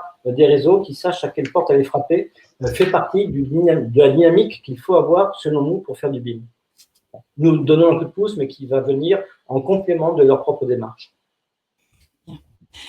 Juste une petite parenthèse avant de finir avec les questions. Pour nos participants, restez connectés. À la fin du webinaire, on va vous rediriger automatiquement vers le site du diplôme pour que vous ayez toutes les infos. Alors, je vais passer à la question. Une question par rapport au CIM. Donc, question sur l'aménagement urbain, je voulais poser la notion de CIM, master spécialisé. Ah, on n'a pas vraiment parlé, c'est la question de Moussini, non que j'ai. Oui, voilà, je l'ai abordé. Voilà, qui souhaite travailler dans l'aménagement urbain. Et est-ce qu'au niveau de ce master spécialisé, il peut acquérir des compétences nécessaires pour travailler dans le domaine? Je serais tenté de dire oui, puisque nous avons déjà des candidats qui, au fil des ans, que ce soit des personnes qui sont chez des acteurs tels que Arcadis, Artedia, Aegis ou chez des aménageurs, viennent pour développer des compétences et des thèses dans ce domaine-là qui est émergent. Le BIM a vraiment explosé en 2014, le CIM est en train d'arriver, il n'a pas encore explosé, on cherche vraiment à savoir même ce que c'est. Donc oui, une partie des candidats et des actions que nous avons, notamment des modules que nous avons développés, que Christophe Castin anime sur le territoire, sont dans cette optique-là de considérer à grande échelle ces échanges et de modélisation et de données et d'interaction entre tous ces composants du territoire. C'est ça, on peut penser que les process sont à peu près les mêmes. Ce qui va changer, c'est l'échelle à laquelle ils s'appliquent, sur laquelle ils s'appliquent. Très bien. Au niveau des projets pratiques, est-ce qu'au niveau du master spécialisé BIM, on peut réaliser des projets routiers ou autoroutiers? Alors oui. Pourquoi? Parce qu'on propose aux mastériens des bacs à sable par groupe de projet. C'est-à-dire qu'on propose 3 ou 4 jeux de données à nos groupes, et si un groupe souhaite plutôt travailler sur un autre jeu de données avec certaines autorisations, on en parle à ce moment-là, il est tout à fait possible de travailler dans un atelier avec un projet autoroutier. Cette année, l'année dernière, on avait un jeu de données non pas autoroutier mais ferroviaire, avec une gare et du linéaire de voie. Très bien. Question de Sarah qui vous demande quand débute le stage. Est-ce que c'est au moment de la rentrée, début octobre, avec le début des cours? Pour nous, il est utile que les personnes qui suivent le Master BIM soient en situation professionnelle, mais encore une fois, les deux ne sont pas directement couplés. Donc, il faut qu'au long de l'année, sur une période à strict minimum de 4 mois, idéalement de 6 mois, voire plus, on ait une synchronisation entre une activité professionnelle et la semaine d'enseignement qui se nourrissent l'une l'autre. Ah oui, c'est surtout ça. Il faut quand même une certaine synchronisation. Le stage en lui-même, si on peut l'appeler un stage, doit être synchronisé avec l'année en elle-même, l'année masterienne. Tu évoquais tout à l'heure, Rémi, les questions que posent certaines entreprises le lundi matin suivant la semaine. Bon, qu'est-ce que vous avez fait la semaine dernière? Qu'est-ce que tu as appris? Qu'est-ce que tu as appris? Qu'est-ce qui nous sera utile? Et puis à l'inverse, nous attendons, nous, pendant la semaine, de dire, tiens, il y a 10 jours, lors d'un projet, lors d'une réunion, lors d'un échange, j'ai eu telle réaction, j'ai eu tel problème, grâce ou à cause du BIM ou sans BIM, comment est-ce qu'on ferait ou qu'est-ce que vous en pensez? Donc, c'est vraiment cette interaction entre la vie professionnelle et les enseignements qui, pour nous, est profitable et nécessaire. D'accord. Alors, on continue pour les questions, Rémi et Olivier, toujours motivés? Il y en a encore quelques-unes. Question de Ramandi Bizoa. Y a-t-il déjà eu des professionnels de structures publiques type collectivité territoriale qui ont intégré le master spécialisé BIM? Oui. D'accord. Ça va pas forcément dire, je ne me souviens plus trop lesquels, mais oui, il y en a eu. Je parlerai d'Émilie Touré qui était ville de Toulouse l'an dernier. Je peux parler d'Olivier qui est dans une collectivité de Gironde cette année. On peut parler de quelques candidats qui sont, que ce soit Maud Janton ou d'autres, qui sont chez l'aménageur EPAMAR, notre partenaire, et sans doute d'autres qu'on oublie et on est vexé de ne pas y penser à la seconde. Et oui, bien sûr. Et c'est typiquement le genre d'acteur que nous souhaitons accueillir pour que cette dimension du territoire soit bien présente, parce que c'est de cette façon-là que le BIM évolue. La question sur le CIM tout à l'heure est également liée à ça. Donc, pour qu'il y ait une cohérence dans tout ça, il faut qu'il y ait des gens qui soient côté maîtrise d'œuvre ou côté maîtrise d'ouvrage ou aménageur ou collectivité. À quel point, question de Tasnim, à quel point le BIM management est intéressant dans un projet d'électricité du bâtiment? Alors, je répondrai un petit peu à l'inverse, c'est que j'ai arrêté de dire d'une façon un peu provocatrice que l'électricité n'était pas un sujet BIM et qu'il n'y avait pas un fort enjeu, donc savoir si on modélise ou pas l'électricité dans un bâtiment. Lorsque nous avons eu il y a quelques années Marseille Beltré, qui était alors chez l'éditeur de logiciels Alpi, qui venait pour apprendre à développer une activité d'électricité à travers le BIM et la maquette, participer au processus, dimensionner non seulement des chemins de câble, mais aussi des locaux techniques. Donc, c'est grâce à un participant du Master BIM dans ce monde de l'électricité que moi-même, je me suis rendu compte, je n'en avais pas eu la perception avant, que oui, ça a du sens. Mais là aussi, ça a du sens pour certains, peut-être moins pour d'autres. Ça a du sens jusqu'à un certain point, en fonction du besoin qui est adressé. D'accord, très bien. Question de Keita. À part le domaine du génie civil, est-ce que le BIM peut nous servir dans d'autres métiers comme l'automobile ou l'aéronautique? Alors, tout à l'heure, on parlait d'ingénierie système. Le monde de l'aéronautique et le monde de l'automobile ont quasiment inventé le sujet, oui. Travailler sur de l'objet, travailler sur du prototypage, travailler sur du gabarit, ce sont des sujets qui viennent de l'aéronautique et de l'automobile, et il y a des similitudes à explorer entre le monde de la construction et ces mondes-là. Alors attention, on nous fait souvent la remarque, il ne faut pas non plus se leurrer. On n'est pas en train de dire que demain, l'industrie de la construction au sens très large, je ne parle pas de l'industrie préfabriquée ou autre, que la construction va devenir une industrie de pointe comme ces industries-là. On n'en est pas du tout là. Néanmoins, il y a des similitudes à explorer entre les trois mondes, là pour le coup, si on parle d'aéronautique et automobile. Il y a des similitudes à avoir et le BIM en fait partie. De la même façon, nous avons accueilli dans les premières années des personnes qui travaillent dans les chantiers navals de STX, en disant il y a pas mal de similitudes entre ce qui se fait sur le chantier naval et chez nous, entre autres le fait que ce qui se fabrique dans un chantier naval, ça s'appelle un bâtiment, que sauf exception, il n'y a pas deux bâtiments identiques, il peut y avoir on dit souvent des bâtiments, c'est des prototypes, c'est pour ça qu'on ne pourrait pas les industrialiser. Donc, on étudie toutes ces métaphores et ces comparaisons de méthodes, d'outils, de façons de faire. Mais cela dit, nous sommes dans le monde de la construction au sens large. Les personnes qui suivent le Master BIM sont des gens qui sont dans le monde de la construction ou de l'utilisation ou de l'exploitation de bâtiments, d'infrastructures, d'aménagement à l'échelle du territoire. Notre domaine de compétence et d'expertise n'est pas l'automobile ou l'aéronautique. Donc, nous ne serons pas pertinents au-delà d'une culture très générale sur ces sujets-là. Au-delà d'une culture, oui, tout à fait.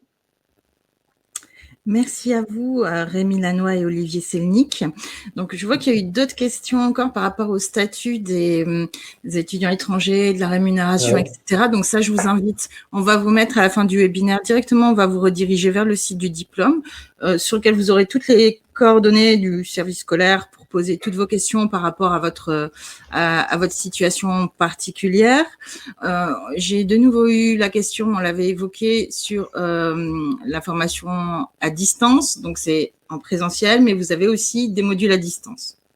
Alors, je voudrais juste, avant qu'on ne se quitte, même s'il y aura peut-être 2-3 questions, moi j'avais quelques dédicaces à faire sur cette présentation. Mais j'allais vous laisser justement après le bout de la fin, vous en faites pas.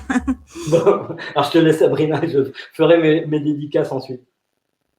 Voilà, c'était pour rappeler qu'il y avait du présentiel et à distance en même temps. Allez-y, Olivier et Rémi, je vous laisse le mot de la fin.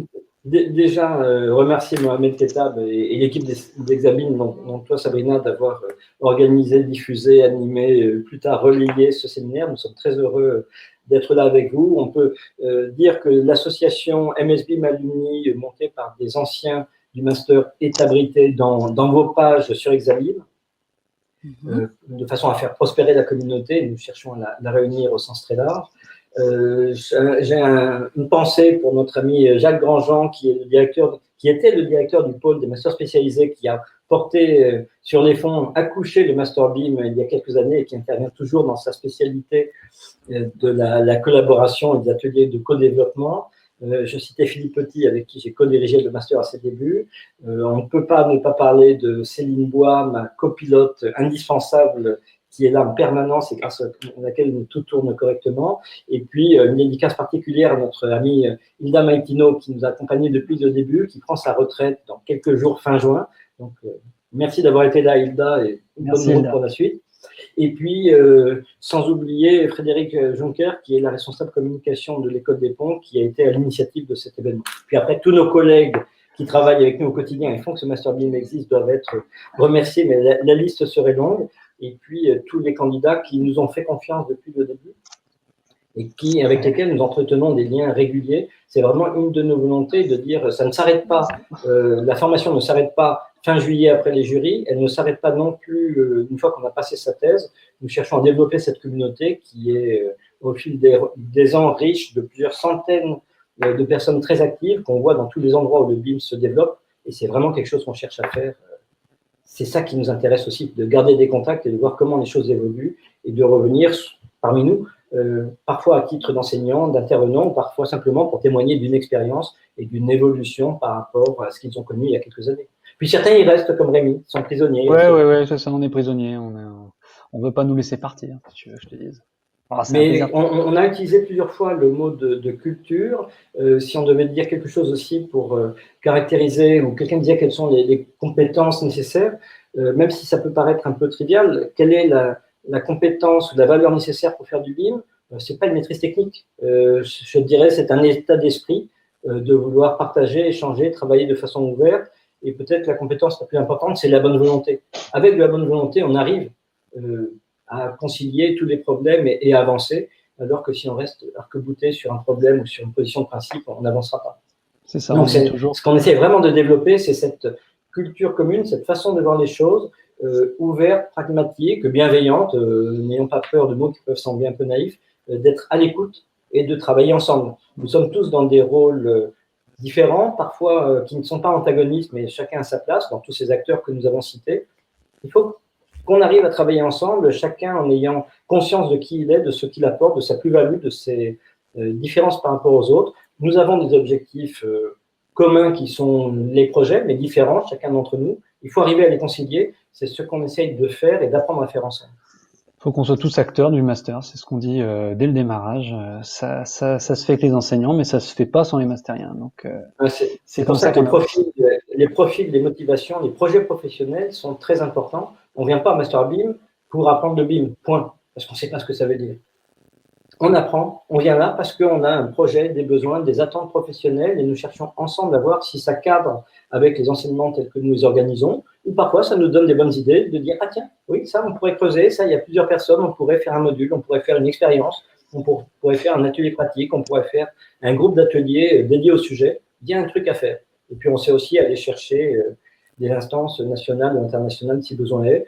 Nous aurons dans 2 semaines le jury de fin de cette promo un peu chahutée du Master BIM. Nous serons honorés de la présence d'Yves Lafoucrière, le président du plan BIM 2022, qui passera un petit moment avec nous pour prendre la température. Et tous ces acteurs que nous citions dans les différentes organisations sont aussi, regardent ce qui se passe dans le Master BIM, se disent c'est ça le BIM d'aujourd'hui et puis un peu le BIM de demain. Ça montre les tendances, nos partenaires entreprises nous font aussi ces remontées. On essaie vraiment d'être en phase avec les attentes et les possibilités et l'état de maturité des acteurs. On est aussi dans on pourrait penser que nous sommes un master spécialisé, que ce sont les 2 grandes écoles d'ingénieurs françaises et que nous sommes dans une position élitiste. C'est une sorte d'élitisme pour tous. Ce qui nous intéresse, c'est le BIM pour tous, le BIM avec chacun autant que possible et chacun à sa façon et à la mesure de ses besoins et possibilités. Nous cherchons aussi à développer cette culture-là pour que ces grands principes universels du BIM se répandent et soient efficaces et permettent à chacun de mieux travailler. Principe universel du BIM et le BIM pour tous, effectivement, c'est ce que vous dites, rejoint l'état d'esprit d'Exabim. Merci. Olivier est un excellent directeur, bravo. Je déploie ton discours, Olivier, bravo. Oui. Merci. Vous mettez l'humain, pas seulement l'apprentissage, mais vraiment créer une communauté, garder le contact, exactement. Une relation entre les masteriens et le corps enseignant. À vous, Rémi, est-ce que vous avez un mot de la fin? Oh là là, non, moi, sur les remerciements, tout ce qui a été dit par Olivier, évidemment, je fais un gros bisou à Hilda qui m'a beaucoup coaché dans mon apprentissage du métier d'enseignant, enfin, métier d'enseignant. Je suis pas enseignant, mais en tout cas, dans la manière de transmettre sa connaissance, cette envie de faire apprendre. Donc, merci beaucoup à elle. Et puis non, j'ai absolument rien à rajouter. On est là pour découvrir des choses, on est là pour explorer quelque chose qui existe ou quelque chose qui existera demain, qu'on appelle le BIM, qu'on appellera peut-être autrement dans quelques années. L'essentiel, c'est qu'on apprenne tous ensemble et qu'on soit acteur du sujet dans de la bienveillance. Tu l'as dit, Olivier. Oui, parce qu'on sait aussi. On le voit sur le terrain, il y a quand même beaucoup de gens qui en ont marre qu'on les bassine avec le BIM, qu'on en parle, et on se dit que parfois, toi-même tu disais, il faudrait peut-être changer le nom du master et enlever le mot BIM, ça serait peut-être moins vendeur, mais on sait que dans certains cas, pour faire du BIM, il faudrait ne pas en parler ou ne pas utiliser le mot qui fait peur à certains parce que c'est connoté, parce qu'il y a des tas de déviances, il y a aussi beaucoup de n'importe quoi, des tas d'acteurs qui, voulant bien faire parfois ou voyant surtout leurs propres intérêts, en font trop ou trop peu, ou trop mal, ou trop différent de ce qu'il faudrait faire. On essaie vraiment de trouver la juste mesure pragmatique et de faire tomber les réticences et les a priori en comprenant pourquoi est-ce qu'il faut en faire et pourquoi est-ce que certains n'ont pas envie ou n'ont pas compris ce que c'est. Donc l'aspect communication, pédagogie que nous faisons, nous essayons aussi de l'insuffler à nos mastériens qui demain seront dans notre position, à parler de BIM autour d'eux, à l'expliquer, à le mettre en place de la façon la plus simple et efficace possible. Il faut être capable d'avoir ce recul-là, de comprendre pourquoi les gens en face de nous n'ont pas compris ou ont une réticence qui se comprend, mais qu'il faut arriver à surmonter avec des bons arguments et des bonnes méthodes. Tout à fait, exactement. Merci beaucoup pour vos bons mots, Olivier Selnick. Merci à vous, Rémi Lannoy. Merci à nos participantes et participants pour votre présence et pour vos questions. Excellente rentrée d'avance. Merci. Vous y serez les bienvenus d'ailleurs pour venir prendre la température en direct. Oui, effectivement, ça pourra être l'occasion effectivement de voir en direct comment ça se passe et de relayer certains et de relayer sur Exabim. Tout à fait, oui. Nous animons, on en a parlé avec Mohamed, nous animons des conférences qui sont ouvertes aux mastériens, qui sont ouvertes à la communauté et que nous pourrions envisager sous des modalités à trouver de diffuser en totalité ou en partie via Exabim pour là aussi faire bénéficier le plus de monde possible de ces intervenants de qualité qui viennent parler de leur expérience ou parfois qui viennent réfléchir à haute voix devant nous. Et c'est ça qui viennent se questionner, en effet. Ouais. Écoutez, c'est le rendez-vous est pris. C'est super comme proposition. Merci beaucoup. Merci à toutes et tous. Je vous souhaite une excellente soirée. Merci à vous chez Exabim et bravo de ce que vous faites et à bientôt pour la suite. Merci à vous. À très bientôt. Excellente soirée à tous. Au revoir. Au revoir.